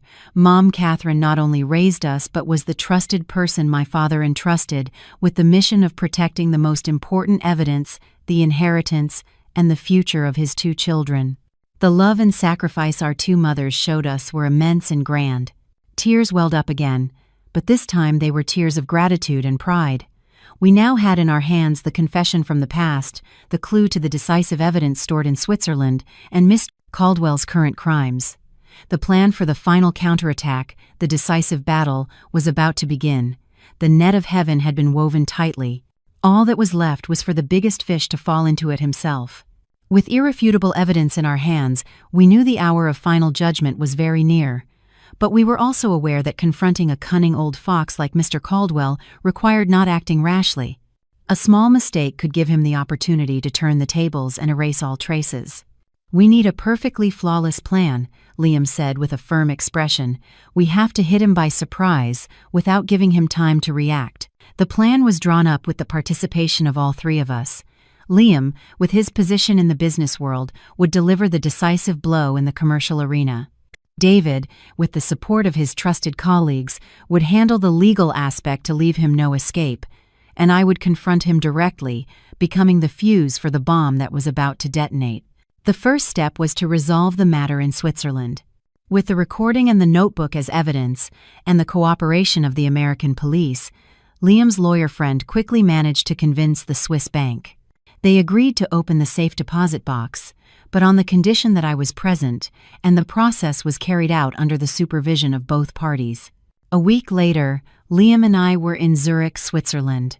The bank vault was cold and silent. When the familiar metal box was placed on the table, my heart pounded again. Mom Catherine's key slid smoothly into the lock, and with a turn the box door clicked open. Inside there was no money or jewels, but a thick stack of documents carefully wrapped in plastic. They were all the originals of the ghost contracts, the bank statements recording the illicit money flows, and all the secret agreements Mr. the Pant Wollarday Caldwell had used to take over Rivas Jewelers. Each document bore his handwritten signature. This was the ultimate weapon, the final sword that could end that demon's career. With the lawyer present, we made copies of all the material and immediately sent them to David.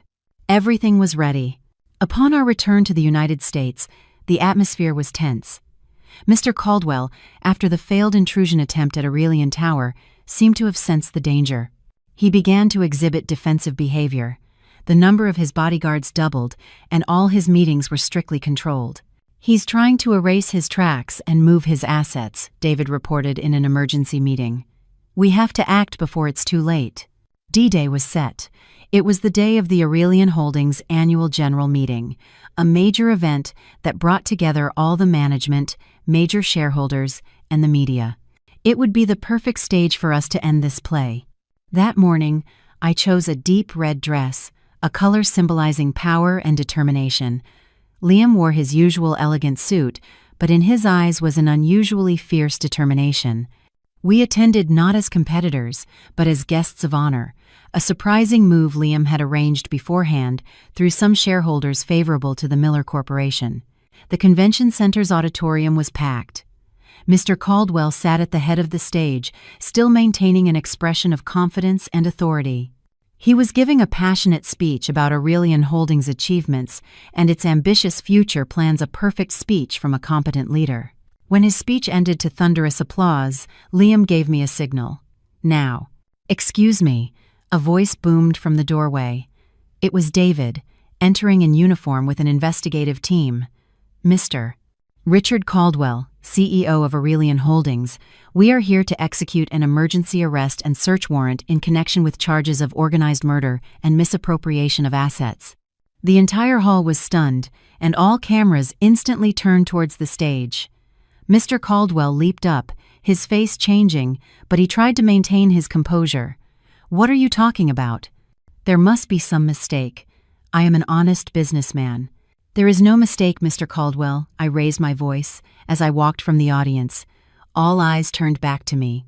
"Or would you like me to remind you of the car accident that took place in the Rocky Mountains 25 years ago?" Hearing this, the composure on his face completely crumbled. He looked at me, and in his eyes were hatred and astonishment. Liam also stood up and went on stage. He held a stack of documents in his hand. "And also what you did to my father. The time has come for you to pay for all your crimes." Liam signaled to the technical crew, and on the giant screen behind Mr. Caldwell, instead of growth charts, images of documents, contracts, and bank statements appeared. At the same time, the recording of Mr. Caldwell's own voice, ordering the elimination of the entire Rivas family, echoed throughout the hall. Turn it off now." Mr. Caldwell roared like a wounded beast, running frantically towards the control panel, but it was too late. All the evidence had been revealed before hundreds of people, before the cameras of the entire country. David and his colleagues quickly moved in and put him in handcuffs. "Richard Caldwell, you are under arrest." The Aurelian Holdings empire, built on the blood and tears of others, collapsed in an instant. Standing on the stage, I watched as the enemy of two families was led away. I felt no jubilation, but a strange, light relief. Justice had finally been served. "Mom, Dad, are you watching? We did it." Amidst it all, a woman ran out from the crowd and knelt at my feet, crying inconsolably. It was Mr. Caldwell's wife. "Miss Chloe, please, forgive my husband. He was just too ambitious." I looked at the poor woman before me and then looked out the window. The sky was still blue, the sun was still warm, and life would go on, but there are mistakes that can never be forgiven. The case of Aurelian Holdings' collapse caused a huge shock not only in the business world but throughout society. The crimes hidden for 25 years finally came to light. The media reported and analyzed day after day the cruelty and cunning of Mr. Caldwell. He went from being a successful entrepreneur, an example of self-made success, to the embodiment of evil in an instant. With irrefutable evidence, Mr. Caldwell was sentenced to the maximum penalty for his crimes. His accomplices, the subordinates who had helped him for years, were also brought to justice and received the punishment they deserved. After the trial, our lives gradually returned to normal. The Miller Corporation, after eliminating an unfair competitor, experienced spectacular development, becoming a company not only financially sound, but also respected for its business ethics. Liam, after avenging his father, seemed to have lifted a huge weight off his shoulders. He became more cheerful and open, spending more time with his small family. As for Rivas Jewelers, as the sole legitimate heirs, Liam and I decided not to keep it. It was stained with too much blood and tears. We decided to sell all the group's assets. A portion was used to compensate the victims and their families who had been harmed by Mr. Caldwell's illegal practices. The rest was used to create a charitable foundation called the Adrian and Catherine Foundation, a foundation to help orphans and women in difficult situations. It was the best way to honor and thank our two great mothers. A year after the major case was closed, I received a letter, not an email, but a handwritten letter from an address in France. The handwriting was much weaker, but I recognized it instantly. It was Mom Adrian's handwriting. My dearest children, Liam and Chloe, by the time you read this letter, Mom will be in a very distant place. From the explosion at the wedding to the final trial, Mom has seen everything. You were very brave and strong. Mom is very proud of you. I know you may never forgive the mother who abandoned you for decades, but I truly had no other choice. The death of long ago was the only way to protect you from the clutches of that demon. I had to live with torment, longing, and guilt, but knowing you were growing up safely under the love of my sister Catherine made all my sacrifice worthwhile. Now that the wicked man has paid for his crimes, the heavy burden on my heart can finally be released. I believe I can now go in peace and reunite with your father. Be happy, my children. Live a truly meaningful life in the name of your mother and father. I love you very much, Mom Adrian. Attached to the letter was my mother's death certificate. She had passed away just a few days after Mr. Caldwell's trial ended. Liam and I hugged each other and cried. They were tears of sadness, but also of understanding and peace. We could finally call her Mom with a peaceful heart. My life, after so many storms, finally found a quiet harbor. David and I decided to have a small, warm wedding in Napa Valley, where our love began. On the wedding day, instead of a luxurious wedding dress, I chose an elegant silk dress in a soft blush color, simple and pure. In my hand, instead of a bouquet, I held tightly to the hand of David, the man who had accompanied me through the most difficult times. Liam looked at me with a happy smile, his eyes shining with joy. Ava, in a beautiful princess dress, scattered rose petals on the path we walked. Amidst that warm atmosphere, we had a special guest. It was Mr. Paul, the former chauffeur. He brought us a small gift, an old photo of my biological parents in a simple wooden frame. "Miss, I wish you all the happiness," he said in a trembling voice. I accepted the gift with a heart full of emotion. The past was over, but the good memories and good feelings would last forever. That afternoon, as the sun set over the rolling hills of Napa, David and I stood side by side, looking at the distant horizon. A new chapter of life, a new life full of love and hope, was opening before us. I knew that from now on, no storm could knock me down, because by my side, there would always be people who loved me unconditionally. And I believe that somewhere high above, my three parents, my mothers and fathers, will be watching over us and blessing us with a smile. The morning rain drummed against the floor-to-ceiling windows of Hawthorne Technologies as Halafera stepped into the marble lobby. Her worn canvas bag contrasted sharply with the gleaming steel and glass surrounding her. She had spent the previous night practicing her introduction, rehearsing answers to potential questions, trying to calm the butterflies that refused to settle in her stomach. This job meant everything. The salary would cover her brother Timothy's medical treatments, and maybe, just maybe, leave enough for her to finish her art degree. The elevator rose silently to the 40th floor, depositing her into a reception area that screamed wealth and power. Chrome fixtures caught the gray morning light, and abstract paintings that probably cost more than her entire apartment decorated the walls. A sharp-faced receptionist barely glanced up as Halafera approached. "I'm here to see Mr. Hawthorne. I'm the new personal assistant." The woman's eyes swept over Halafera's simple dress and practical shoes with thinly veiled disdain. "Through those doors, he's expecting you." Julian Hawthorne sat behind a desk carved from a single piece of black walnut. his attention fixed on multiple computer screens. He didn't look up as Halafera entered. She waited, feeling the seconds stretch into an uncomfortable eternity. Finally, he raised his eyes, and she felt the full force of his scrutiny. His features were sharp and aristocratic, his dark suit perfectly tailored, and his gaze held the coldness of someone who had learned to trust no one. "You're late," he said flatly. Halafera glanced at her phone. "Sir, I'm actually 3 minutes early." In my world, early is on time. On time is late. His voice carried no warmth, only assessment. "I've read your resume. Art student, part-time waitress. No relevant experience. Tell me why I shouldn't end this interview right now." She straightened her shoulders, meeting his challenging stare. "Because I'm honest, hardworking, and I learn fast. I don't make the same mistake twice, and I don't give up easily." Something flickered across his face, too quick to identify. Everyone says they're honest until the price is right. Everyone claims they're hardworking until something better comes along. Words are cheap. Then judge me by my actions, not my words.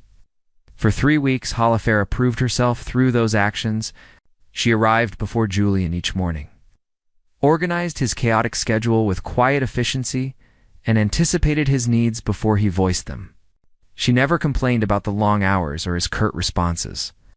She learned the names of his key partners, memorized his coffee preferences, color-coded his calendar system until it ran like clockwork. Yet Julian remained distant, his comments laced with suspicion. When she stayed late to finish a presentation, he remarked that she was probably trying to impress him. When she declined an expensive lunch with a vendor, he suggested she was playing hard to get. Each small act of professionalism was twisted into evidence of ulterior motives. Mrs. Patterson, Julian's elderly housekeeper who occasionally visited the office, was the only person who showed Halafera genuine kindness. The silver-haired woman would bring homemade cookies and share stories about Julian's childhood, painting a picture of a boy who once believed in people before the world taught him otherwise. "He wasn't always like this," Mrs. Patterson confided one afternoon over tea. "His mother abandoned the family when he was 12. Then his fiancée Camilla took millions from him before disappearing with his former best friend. The betrayals changed him." Halafera felt a pang of sympathy, but it didn't excuse his treatment of her. She was tired of being judged for crimes she hadn't committed, tired of having her integrity questioned at every turn. The breaking point came at the annual Hawthorne Foundation Charity Gala. Julian had insisted Halafera attend to manage the silent auction logistics. She wore her only formal dress, a simple navy gown she'd found at a thrift store. Among the designer labels and dripping jewels, she felt like an imposter. Julian arrived with a stunning woman on his arm, a corporate attorney named Veronica, who treated Halafera like part of the furniture. Throughout the evening, Halafera coordinated with the caterers, ensured the auction ran smoothly, and handled a technical glitch with the sound system. She was exhausted but satisfied that everything had gone perfectly until Julian's speech.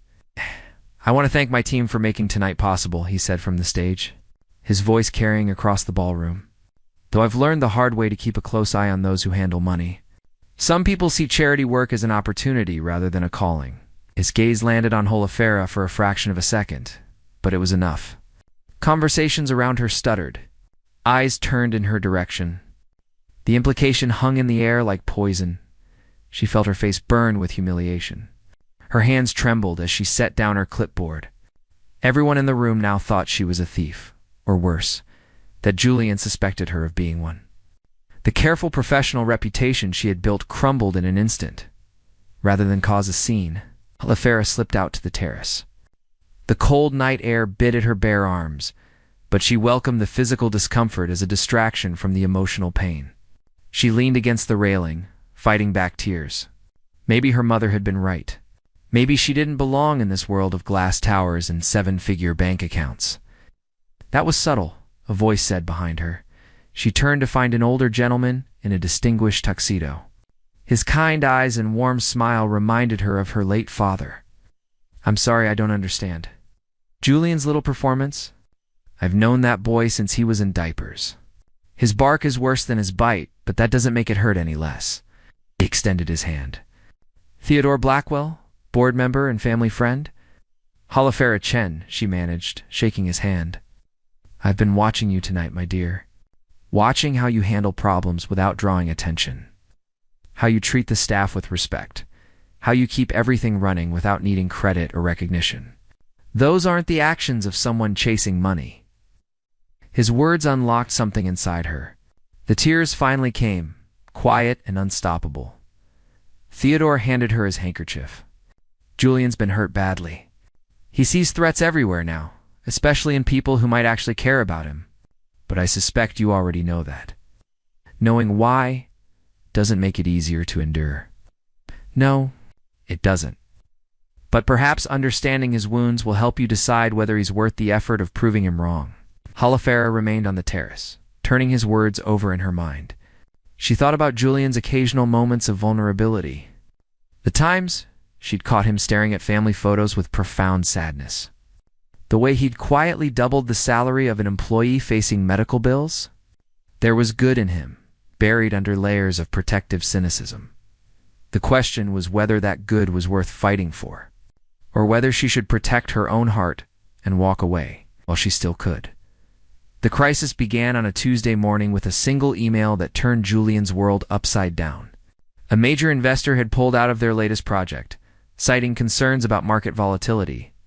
Within hours, 3 more followed suit, leaving a $100 million development in jeopardy. The technology center that was supposed to revolutionize renewable energy storage now faced cancellation. Along with hundreds of jobs, Halafera watched Julian transform from controlled businessman to barely contained chaos. He barked orders into his phone, paced his office like a caged animal, and dismissed 3 department heads who couldn't provide immediate solutions. By noon, his typically immaculate desk was buried under reports and projections. Cancel everything for the rest of the week, he snapped at her. Get me Roberts from legal, Chen from finance, and someone who actually knows how to save a sinking ship. Already done, Halafera replied calmly. Roberts is reviewing the contracts for exit clauses. Chen is preparing alternative funding scenarios, and I've scheduled calls with 4 potential replacement investors. Your first call is in 10 minutes. Julian stopped pacing, staring at her as if seeing her for the first time. When did you arrange all this? When the first email came through? I know you hate being caught off guard, so I started preparing contingencies immediately. Something shifted in his expression, a crack in the armor. Thank you. They were simple words, but coming from Julian Hawthorne, they felt monumental. The next 72 hours blurred together in a marathon of conference calls, emergency meetings, and endless coffee. Halafera worked alongside Julian, anticipating his needs, organizing information, and occasionally offering quiet suggestions that he, surprisingly, began to consider. She watched him at 2 in the morning, tie loosened and shirt sleeves rolled up, and saw not the cold billionaire but a man fighting desperately to save something he believed in. On the 3rd night, as they reviewed proposals in his penthouse office, Julian's phone buzzed. He glanced at the screen and immediately silenced it, but not before Halafera caught a glimpse of the name Camilla. You don't have to answer it, she said softly. He laughed bitterly. She only calls when she wants something. Money, usually. Or to remind me what a fool I was. You weren't a fool for trusting someone you loved, wasn't I? She stole $3 million and disappeared with my college roommate. If that's not foolish, I don't know what is. He rubbed his eyes, exhaustion making him more honest than usual. You want to know why I've been so hard on you? Why I question everything you do. Halafera set down her pen, giving him her full attention. Because you're exactly the type of person I would have fallen for before. Kind, hardworking, genuine. Or at least, that's what Camilla seemed like too.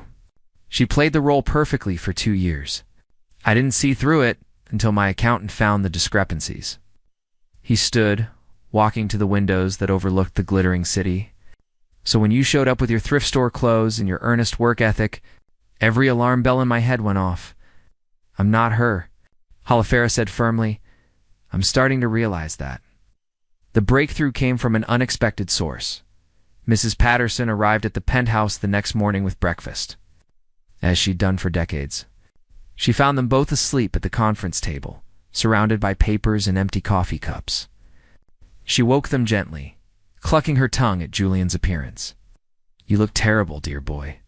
When did you last eat a proper meal?" "I don't remember," Julian admitted. Accepting the plate of eggs and toast she offered, Mrs. Patterson turned to Holofera with concern. "And you, child? Are you taking care of yourself?" "I'm fine, Mrs. Patterson. Thank you for asking." The housekeeper studied her for a long moment. "You know, I've worked for this family for 35 years. I've seen assistants come and go, each one trying to climb the ladder or snag themselves a wealthy husband. But you're different. You actually care about the work, don't you?" "I care about doing things right," Holofera replied honestly. "My brother Timothy has a rare autoimmune disorder," Holofera said quietly, not looking up from her breakfast. "The treatments are experimental and expensive. This job means he gets to stay in the program. It means he gets to keep fighting." Julian froze, his fork halfway to his mouth. "You never mentioned a brother. You never asked about my personal life. You made it clear we weren't here to be friends." The words hung in the air. A gentle rebuke that struck harder than any accusation. Mrs. Patterson squeezed Holofera's shoulders supportively before leaving them alone. Julian set down his fork, his appetite suddenly gone. "How old is he?" 16. "He's brilliant, funny, and terrified he won't live to see his 18th birthday. The treatments are working, but they're draining our savings faster than I can replenish them." She met Julian's eyes steadily. "That's why I work so hard, Mr. Hawthorne. Not to steal from you or manipulate you, but because every paycheck means my brother has a future." He felt something crack open in his chest, a pain that was somehow cleansing. "Why didn't you tell me this during your interview?" "Because I wanted to be hired for my skills, not your pity. I don't want charity. I want to earn what I'm paid." Julian stood abruptly, walking to the window. The morning sun was painting the city gold, and he felt the weight of his own cruelty crushing down on him. He had spent weeks tormenting this woman, questioning her integrity, publicly humiliating her, all while she carried a burden that would have broken most people. "I've been a complete bastard to you," he said quietly. "Yes, you have." Her honesty surprised a laugh out of him, short and sharp. "Most people would try to soften that. You said you wanted actions, not words. Well, the action of pretending you haven't hurt me would be dishonest." He turned to face her, and for the first time, she saw genuine remorse in his eyes. "If I could take back the gala speech, I would. If I could erase every suspicious comment and doubtful look, I would. You've been nothing but professional and dedicated, and I've treated you like a criminal waiting to strike. Why the change of heart now?" "Because I've watched you for 3 days straight. I've seen how you handle pressure, how you think 10 steps ahead, how you never complain, even when you're exhausted. And I heard you on the phone with your brother yesterday." Holofera's eyes widened. She'd taken a quick call during a bathroom break, thinking no one could hear. "You told him not to worry about the bills, that you had everything under control. You told him to focus on getting better, that you'd handle the rest." Your voice was so gentle, so full of love. Julian's own voice roughened with emotion. "That's not the voice of someone scheming for money. That's the voice of someone who knows what actually matters in life." Tears pricked Holofera's eyes, but she blinked them back. "I don't know what to say. Say you'll let me make it up to you. Not because I'm your boss, but because you deserve better than how I've treated you." Before she could respond, his phone rang. It was Theodore Blackwell with news that one of the investors he'd contacted was interested. The crisis wasn't over, but hope flickered back to life. Over the next week, as they worked to save the project, something fundamental shifted between them. Julian started asking about Timothy, about Holofera's abandoned art studies, about her dreams beyond survival. She began to see glimpses of the man Mrs. Patterson had described. Someone capable of warmth and humor when he wasn't hiding behind walls. One evening, after successfully securing a new investor, Julian insisted on driving Holofera home. Her apartment was in a neighborhood his GPS seemed uncertain about, a far cry from his penthouse. When she invited him up to meet Timothy, he accepted without hesitation. The apartment was tiny but immaculate, filled with Timothy's artwork and medical equipment. The teenager was thin and pale, but possessed a smile that could light up the room. "So you're the famous Mr. Hawthorne," Timothy said, shaking Julian's hand. My sister talks about you constantly. Holofera's face flushed crimson. What'd you do? Mr. Hawthorne needs this. Mr. Hawthorne wants that. I was starting to think you'd invented him. Julian laughed, genuinely amused. I assure you, I'm very real. And your sister's being modest. She's the one keeping my entire company running smoothly. They spent an hour talking, and Julian found himself captivated by Timothy's perspective on life. The boy spoke about his illness with matter-of-fact courage. About his dreams of becoming a graphic designer. About how proud he was of his sister's strength. As Julian prepared to leave, Timothy caught his arm. Take care of her, okay? She never takes care of herself because she's too busy worrying about me. I promise, Julian said, and meant it. In the car afterward, Julian sat in silence, processing everything he'd seen. Holofera waited, unsure what he was thinking. I've been living in a fortress of my own making, he finally said. Keeping everyone at arm's length because I was afraid of being hurt again. But watching you with Timothy tonight, seeing the life you've built, despite impossible circumstances, I realized something. What's that? That being afraid to trust is just another way of letting Camilla win. She took my money and my pride, but I let her take my humanity too. I don't want to be that person anymore. Holofera reached over and squeezed his hand. It was a simple gesture, but it felt like a bridge being built between two isolated islands. Then don't be, she said softly. You get to choose who you want to become. As Julian drove back to his empty penthouse that night, he realized that, for the first time in years, he didn't feel quite so alone. The attack came from where Julian least expected it. Vincent Carver, a rival tech mogul who had lost a major contract to Hawthorne Technologies, decided that if he couldn't beat Julian in business, he would destroy him personally. The weapon he chose was HOL of AIRA. It started with whispers in industry circles, then anonymous posts on financial gossip sites, photos of Holofera entering Julian's penthouse late at night, carefully cropped to remove context, fabricated stories about a struggling art student seducing her way into a billionaire's bed and bank account. The narrative was designed to humiliate them both while painting Holofera as exactly what Julian had once accused her of being. Julian first learned about it from Theodore Blackwell, who called him with barely contained fury. Have you seen what they're saying about that girl? It's character assassination, pure and simple. Vincent's fingerprints are all over this. Julian pulled up the articles on his computer, his blood turning to ice as he read. They had taken innocent moments, working late, shared car rides, his visit to her apartment, and twisted them into something sordid. The comment section was even worse. Filled with people who didn't know Holofera, but felt entitled to judge her. I'll sue every publication that printed this garbage, Julian snarled. I'll just give the story legs. You need to get ahead of this, and you need to protect her. Where is she now? She called in sick this morning, said she had a migraine. Realization hit him like a truck. She's already seen it. Julian was out the door within minutes, driving too fast through morning traffic to reach Holofera's apartment. He pounded on the door until Timothy answered, his young face tight with worry. He won't come out of her room. She's been crying since last night. Julian's heart clenched. Can I see her? Timothy hesitated, then nodded. Room on the left. But be warned, she's really upset. He found Holofera curled on her bed, still in yesterday's clothes, her eyes swollen from tears. The laptop beside her displayed one of the vicious articles. When she saw him, she sat up quickly, trying to compose herself. You shouldn't be here. It'll just make things worse. I don't care what anyone thinks. I came to make sure you're okay. Okay? Her laugh was hollow. My name is being dragged through the mud across the internet. People I've never met are calling me a gold digger, a manipulator, worse. My professors have seen this. Timothy's doctors have probably seen this. And it's all lies. But that doesn't matter, does it? The damage is done. Julian sat on the edge of the bed, careful to leave space between them. Vincent Carver is behind this. He's trying to hurt me through you.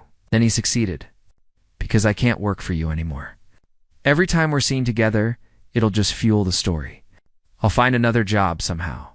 I'll manage. No. The word came out harder than he intended. You're not quitting. You're not letting him win. This isn't about winning. Holofera's voice broke. This is about my reputation, my dignity. I've worked so hard to build a life, to support Timothy, to prove that I'm more than my circumstances. And now everyone thinks I'm exactly what you accused me of being on my first day. The reminder of his own cruelty hit Julian like a physical blow. I was wrong about you. Completely inexcusably wrong. Being wrong in private is one thing, but this is public. This is permanent. Years from now, when someone searches my name, this is what they'll find. Julian's phone buzzed insistently. His PR team, his lawyers, his board members, everyone wanting to know how to handle the scandal. He silenced it all. Then we changed the narrative. We tell the truth. The truth. Holofera shook her head. That I'm your assistant, who works hard and goes home to take care of her sick brother? That's not sexy enough to compete with their lies. No, the truth that I fell in love with you.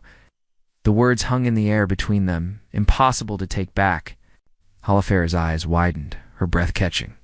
What did you say? Julian ran his hands through his hair, suddenly feeling more vulnerable than he had in years. I didn't plan to tell you like this. I wanted to wait until the crisis was over, until I could do it properly. But sitting here, watching you hurt because of my world, my enemies, I realize I can't wait anymore. Julian, you don't love me? You barely tolerate me most days. That's not true and hasn't been for weeks. He moved closer, his voice urgent. Yes, I was terrible to you at first. Yes, I questioned your every move and treated you with suspicion you never deserved. But somewhere between your quiet competence and your fierce dedication to your brother, between your refusal to accept unearned gifts and your ability to see through my defenses, I fell for you. Holofera stood abruptly, pacing the small room. This is insane. You're a billionaire. I'm a struggling art student who can barely keep her head above water. We live in different worlds. I used to think that mattered. I used to think wealth and status were what separated people into categories. But you've shown me something different. You've shown me that integrity, kindness, and strength of character matter more than any bank balance. He stood too, closing the distance between them. When I'm with you, I'm not Julian Hawthorne, the CEO. I'm just a man who wants to be better than he was. I'm scared, she whispered. What if Vincent is right? What if I am just a poor girl reaching above her station? Then we're all reaching. Every single one of us trying to be more than our circumstances, to build something meaningful. There's no shame in that. He cupped her face gently, wiping away a tear with his thumb. But you're not reaching, Holofera. You're standing exactly where you belong on your own merit and your own strength.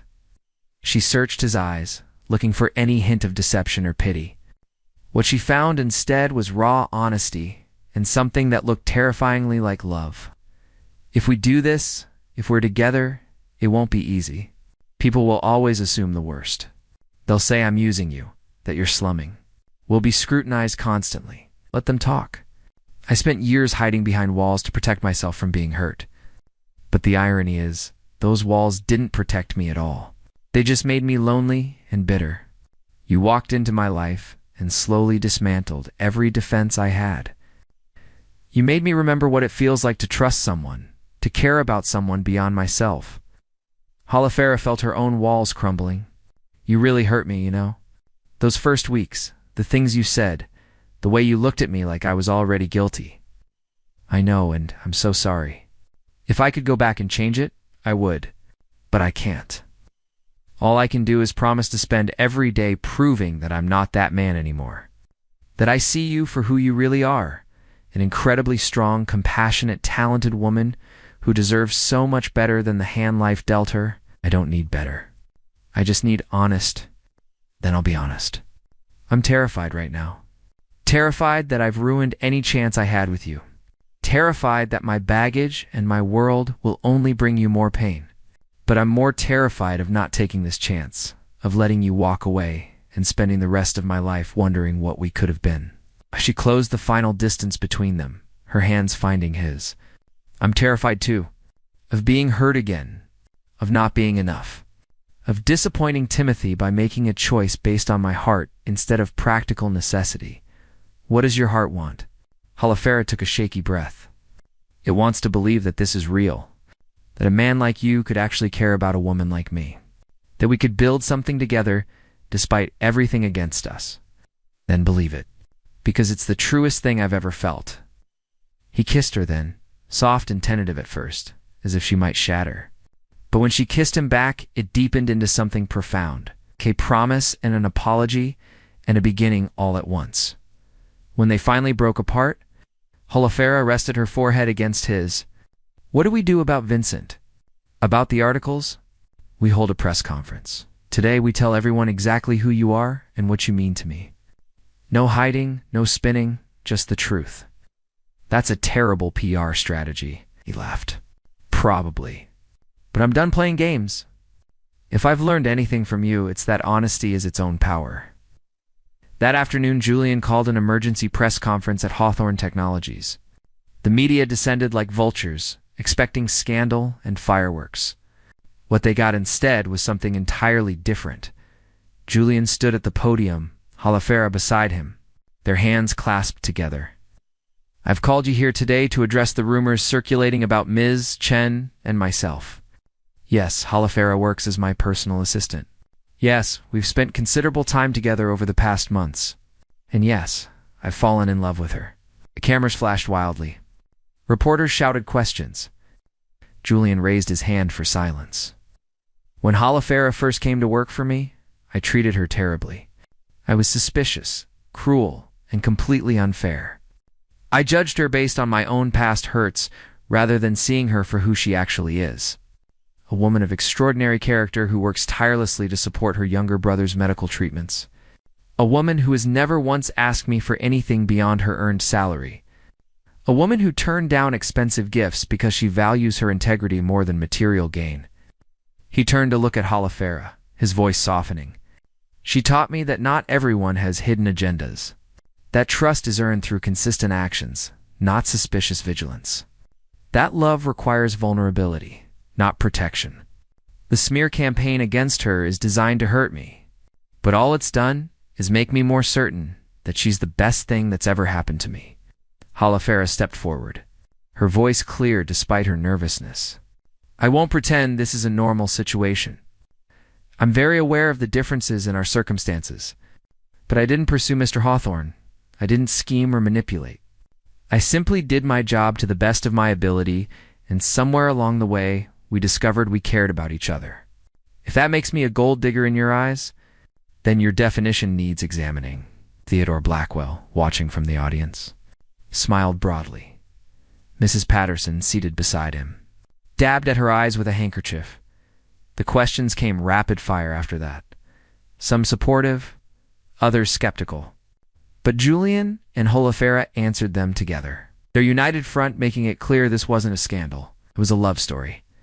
Vincent Carver's plan backfired spectacularly.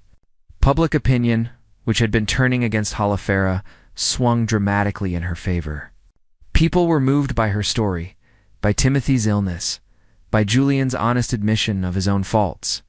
The narrative shifted from gold digger seduces billionaire to cynical billionaire learns to love again. 3 months later, Timothy's treatments showed remarkable improvement.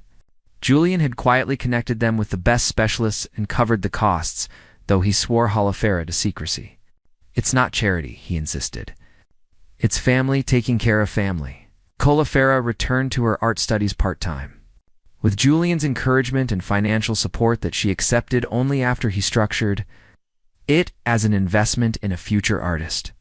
Her first gallery showing featured portraits of the people who mattered most. Timothy, laughing despite his illness. Mrs. Patterson in her kitchen, Julian with his walls finally down. On the night of her gallery opening, Julian pulled her aside into a quiet corner. I have something for you, he said. Producing a small box, Halafera's heart hammered. Julian, if that's what I think it is, it's not. Not yet. Open it. Inside was a delicate silver bracelet engraved with a simple phrase, walls can fall. It's to remind us both that the barriers we build to protect ourselves often just keep us prisoners. You freed me from mine, Holofera. You showed me that being vulnerable isn't weakness, it's courage. She clasped the bracelet around her wrist, blinking back tears. You freed me too. From the belief that I had to do everything alone, that asking for help was failure, that people like you and I couldn't possibly understand each other. We're quite a pair, aren't we? Two broken people who somehow made each other whole. Not broken, she corrected. Just human. Complicated, flawed, scared, but trying. He kissed her forehead, then her cheeks, then finally her lips. I love you, Holofera Chen. Not despite your circumstances, but because of how you faced them. Not despite our differences, but because of how you've taught me to see beyond them. I love you too, Julian Hawthorne. Even when you're stubborn and arrogant and frustratingly overprotective, especially then. Across the gallery, Timothy chatted excitedly with art critics about his sister's work. Mrs. Patterson showed Theodore photos on her phone, both of them beaming with pride. Vincent Carver had quietly retreated after his plan collapsed. His reputation damaged far more than Julian's had ever been. The story of the billionaire and his assistant became legend in their circles. But not for the reasons the gossip sites had hoped. It became a reminder that first impressions can be wrong, that people can change, and that love sometimes blooms in the most unexpected places years later. When their children asked how they met, Julian and Holofera would share the whole story. The good and the bad, the cruelty and the redemption. Because they both understood that the beauty of their relationship wasn't that it had been easy, but that they'd chosen each other despite everything. You're nothing but a gold digger, Julian had once said. His words dripping with contempt, but a midnight confession changed everything, revealing that sometimes the person we judge most harshly is exactly the person we need most. And sometimes, admitting we were wrong is the first step toward becoming right in the end. Julian's walls didn't just fall, they transformed into bridges. And Holofera's quiet strength didn't just endure, it flourished. Together, they built something neither could have achieved alone. A love based not on perfection, but on honest, vulnerable, courageous authenticity. The midnight confession hadn't just changed Julian's opinion of Holofera. It had changed his understanding of himself, of what mattered, of what it meant to truly see another person. And in being seen, in being known, despite all his flaws and fears, he finally found the peace that had eluded him for so long. I was wrong about you, he whispered to her on their wedding night. 2 years after that first terrible day in his office. I know, she whispered back, smiling. But you figured it out eventually. That's what matters. And it was. This story explores themes of prejudice, redemption, and the courage it takes to admit when we're wrong. Julian's journey from cynical billionaire to vulnerable partner mirrors. Holofera's journey from defensive survivor to trusting lover. Both had to overcome their fears, their past hurts, and their own preconceptions to find each other. The midnight confession wasn't just Julian admitting his feelings. It was him confessing his failures, his wounds, and his desire to be better. True change requires acknowledging past mistakes. And true love requires accepting someone's whole story, including the chapters that aren't pretty. In the shimmering heart of San Francisco, where skyscrapers kissed the foggy sky, William Royce lived a life most could only dream of. A tech visionary in his late 30s, William was the man behind Royce Innovations, a groundbreaking company that had revolutionized artificial intelligence. To the world, he was a symbol of success, brilliant, driven, and untouchable. But beneath the polished surface of his life lay an emptiness he could no longer ignore. Just days away from his grand wedding to Isabella Hart, a supermodel and media darling, William believed he had finally found the missing piece of his perfect life. Isabella was everything society deemed enviable, stunning, poised, and adored by millions. Yet William's heart longed for something deeper, though he couldn't quite define what it was. The story takes a sharp turn one fateful evening, when William's world crumbles in a way he never anticipated. While driving past a luxury hotel, his eyes lock onto a sight that sends a cold shiver down his spine. Isabella, his fiancée, passionately embracing another man. The betrayal cuts him deeply, unraveling the carefully constructed narrative of his seemingly ideal life. As the sun sets over the bay, William stands at a crossroads. He is no longer the calm, calculated innovator the world admires. Instead, he is a man consumed by hurt and anger, silently vowing to turn the pain into a cold, calculated revenge. The city lights blurred as William Royce sat frozen in his car, gripping the steering wheel so tightly his knuckles turned white. Outside the grand facade of a luxury hotel, the scene before him played out like a cruel twist in one of the dramas Isabella adored. She was there, draped in a crimson evening gown that accentuated her ethereal beauty, her every movement exuding the grace of someone who had always been admired. But tonight, her elegance was shared with someone else. A tall, impeccably dressed man who held her in an embrace far too intimate to be mistaken. William's chest tightened as he watched the man lean in, his lips meeting Isabella's with a tenderness that should have been reserved for him. The weight of the betrayal hit like a punch to the gut, shattering William's carefully curated sense of control. He had worked tirelessly for decades, building a tech empire that defined progress, influence, and power. Yet, in this moment, none of it mattered.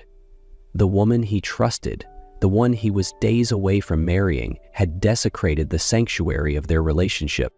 Inside the car, William's mind raced, shifting between disbelief and searing anger. How could she, he thought, his breathing shallow as the scene replayed in his mind.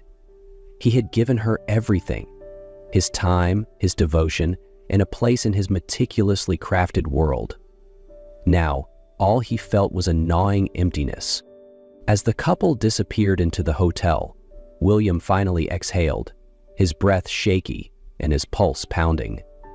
He leaned back, closing his eyes briefly, forcing himself to think. His jaw clenched as he made a silent vow. If you think you can humiliate me, Isabella, you're mistaken. This isn't over.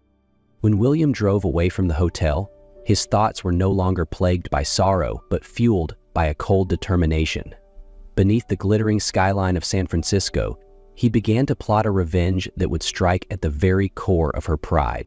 The soft chime of a bell echoed through the cozy coffee shop as Emma Clark wiped down the counter with practiced efficiency. The scent of freshly brewed coffee filled the air, blending with the faint hum of conversation from the few customers scattered around.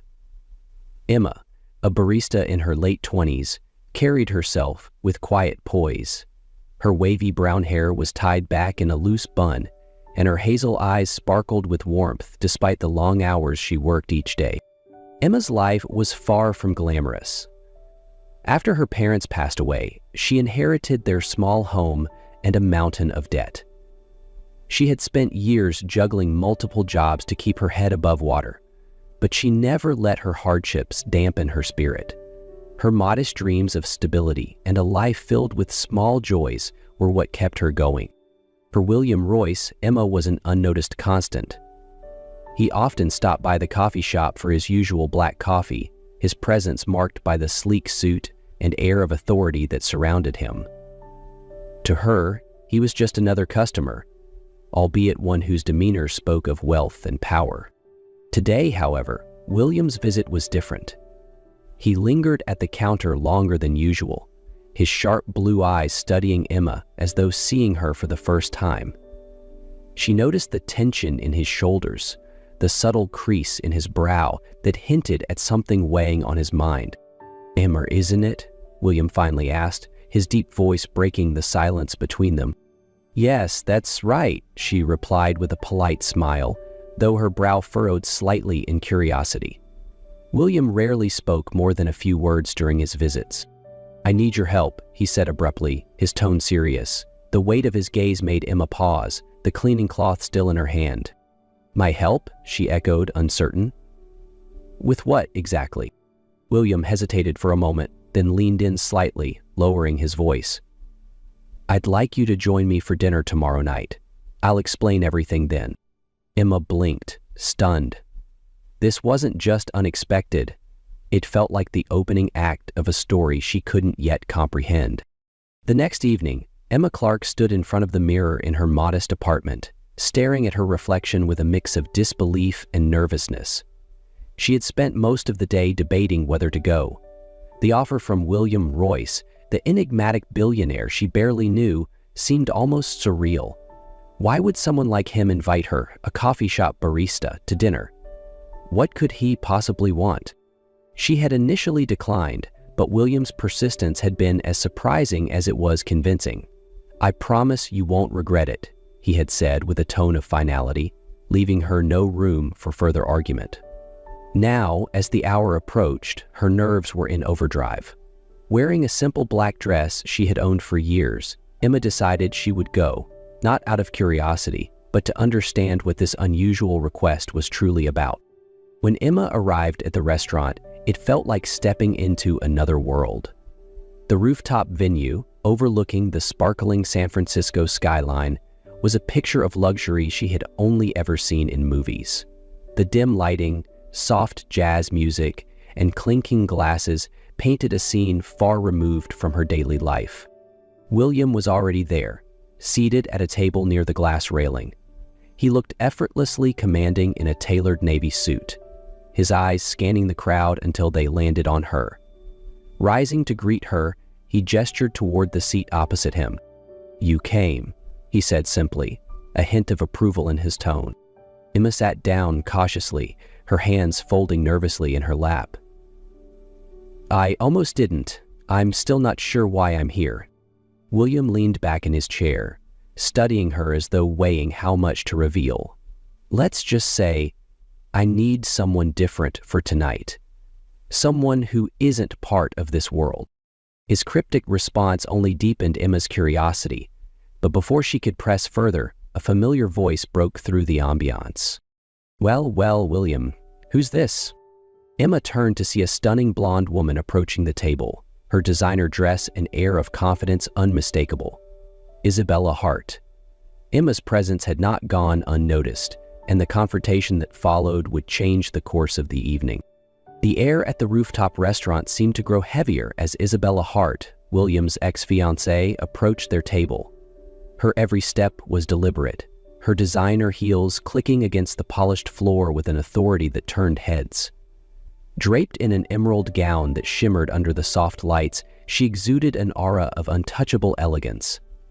But her piercing gaze was fixed squarely on Emma, her expression a mix of curiosity and disdain. "William," Isabella purred, her voice smooth but laced with an edge. "I didn't realize you'd moved on so quickly. And, with someone so unique."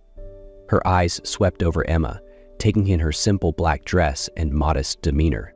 Emma's cheeks flushed, but she held her head high. Despite her unease, she refused to shrink under Isabella's gaze. William, however, remained calm, his lips curving into a faint, deliberate smile. "Isabella," he greeted smoothly, rising from his seat. "I didn't expect to see you here tonight." "Clearly," Isabella replied, her tone sharp. "I thought we'd agreed to keep things civilized." William's expression didn't falter. "This is Emma Clark," he said, gesturing toward her. "She's my date tonight." Emma blinked in surprise at his words, her mind racing. Date? That hadn't been part of their brief conversation earlier. She looked up at William, but his composed expression gave nothing away. Isabella's laugh was a melodic but cold sound. "Your date? Really, William? Is this some kind of joke?" William's gaze hardened, the smile fading from his lips. "Not at all. Emma is here because I wanted her to be. And frankly, she's a refreshing change from the superficiality I've grown accustomed to."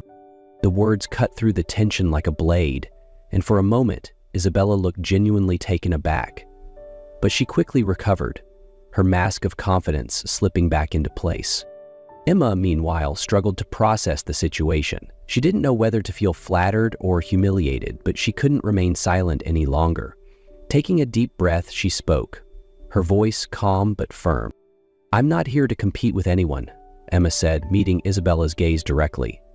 "And I'm certainly not here to be part of some game." The honesty in her words seemed to hang in the air, silencing the growing whispers around them. Even William glanced at her, a flicker of surprise in his otherwise composed demeanor. Isabella's eyes narrowed, her polished smile tightening. "Well, William, I hope you know what you're doing." "We always do," he replied coolly, his eyes not leaving Isabella's. As Isabella turned and strode away, the tension around the table began to ease. But for Emma, the night had only just begun. She couldn't shake the feeling that she had been drawn into something far bigger than herself.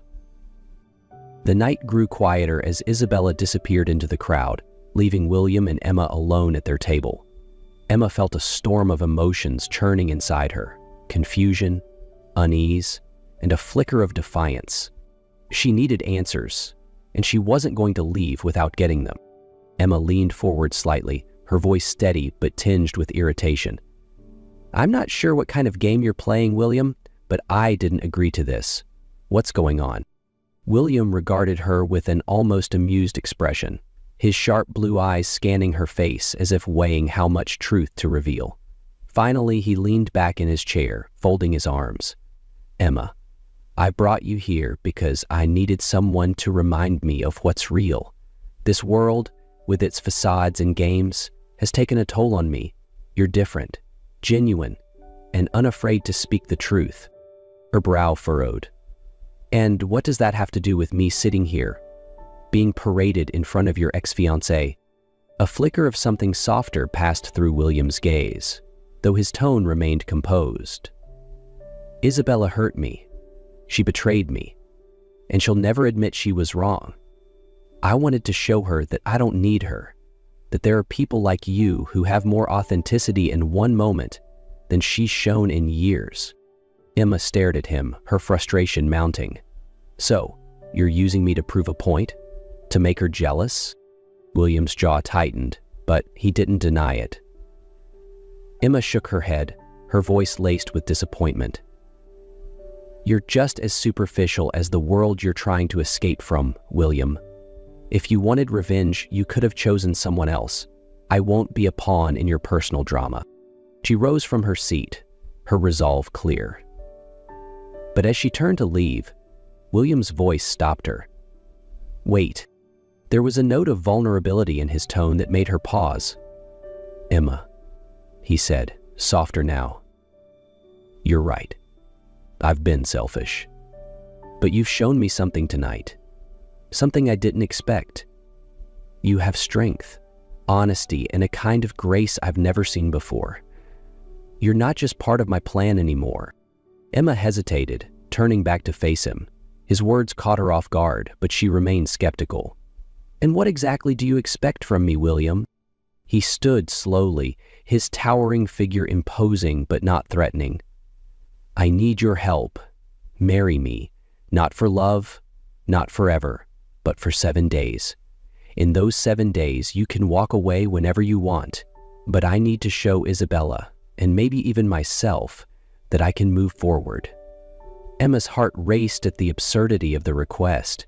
7 days? And then what? "Then you're free," William replied, his voice steady. "You keep being you, and I'll deal with the fallout. No strings attached." Emma crossed her arms, her expression guarded. "Why should I trust you?" "Because," William said, a rare sincerity in his tone, "you're the first person in a long time who's made me want to trust anyone." The church was bathed in soft light as guests filled the pews, their whispers echoing beneath the soaring arches.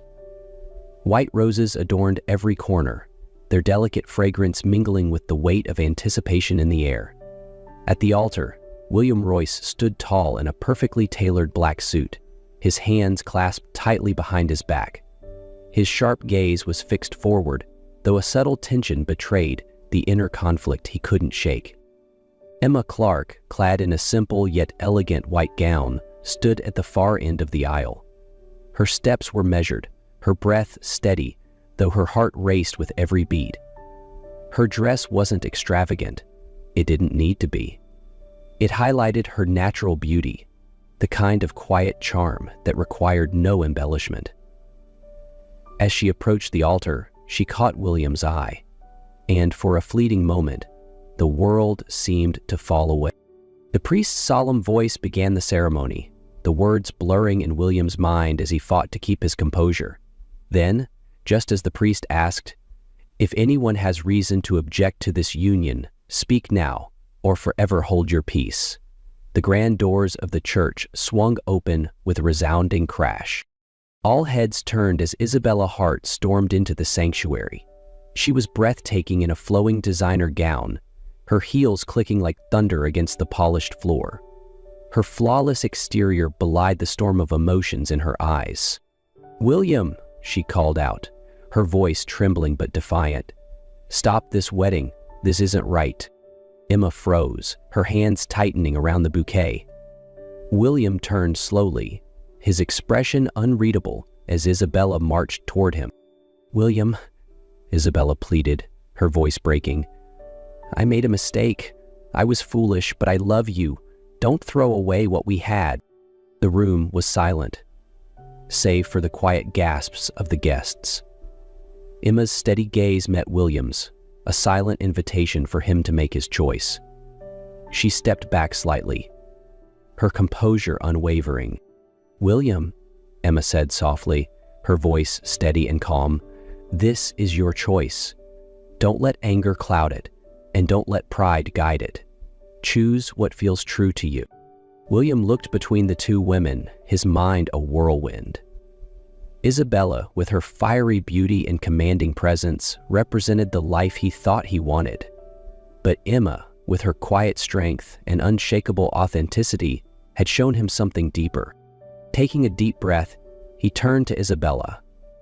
"What we had was beautiful," he said, his voice firm but laced with sadness. "But it wasn't built on trust or truth. Emma, she's shown me what those things look like." Isabella's eyes filled with tears as William turned back to Emma. His decision was clear. "Father," William said, his voice resolute, "please continue with the ceremony." The priest nodded, and as the vows were exchanged, the tension in the room dissolved. When the time came, William leaned forward, his kiss filled not with vengeance, but with gratitude and the promise of a new beginning. The warm glow of the evening sun filtered through the windows of William Royce's grand mansion as he carried Emma across the threshold. Her soft laughter filled the air as her wedding gown trailed gracefully behind them, a stark contrast to the whirlwind of emotions that had brought them here. "You didn't have to carry me," Emma teased, her cheeks flushed. "This wasn't in the contract." William smirked, setting her gently on her feet. "True," he replied, his tone light but tinged with something deeper. "But there's something about tradition I'm starting to appreciate." Emma stepped back, her expression shifting to one of quiet seriousness. "William," she began, her voice steady, "I agreed to this marriage under certain conditions, but there's something you need to know before we go any further." William's brow furrowed, his curiosity piqued. "What is it?" he asked, stepping closer. Emma drew in a deep breath, her hands clasping together as she gathered her courage. "I'm not here to play a role in anyone's revenge," she said firmly, "and I'm not here to save you. This may have started as a contract, but if we're going to move forward, it has to be real, for both of us." William looked at her for a long moment, his sharp gaze softening. "I thought I brought you into this for one reason," he admitted. "But now I realize you've given me something I didn't know I needed, a chance to start again." Emma's lips curved into a small smile. "And what does starting again look like for you?" "Like this," William said simply, taking her hand. "No contracts, no schemes, just you and me, figuring it out together." That night, the mansion wasn't filled with grand celebrations or extravagant displays. Instead, it was quiet, intimate, a beginning built on something neither of them had expected to find: trust.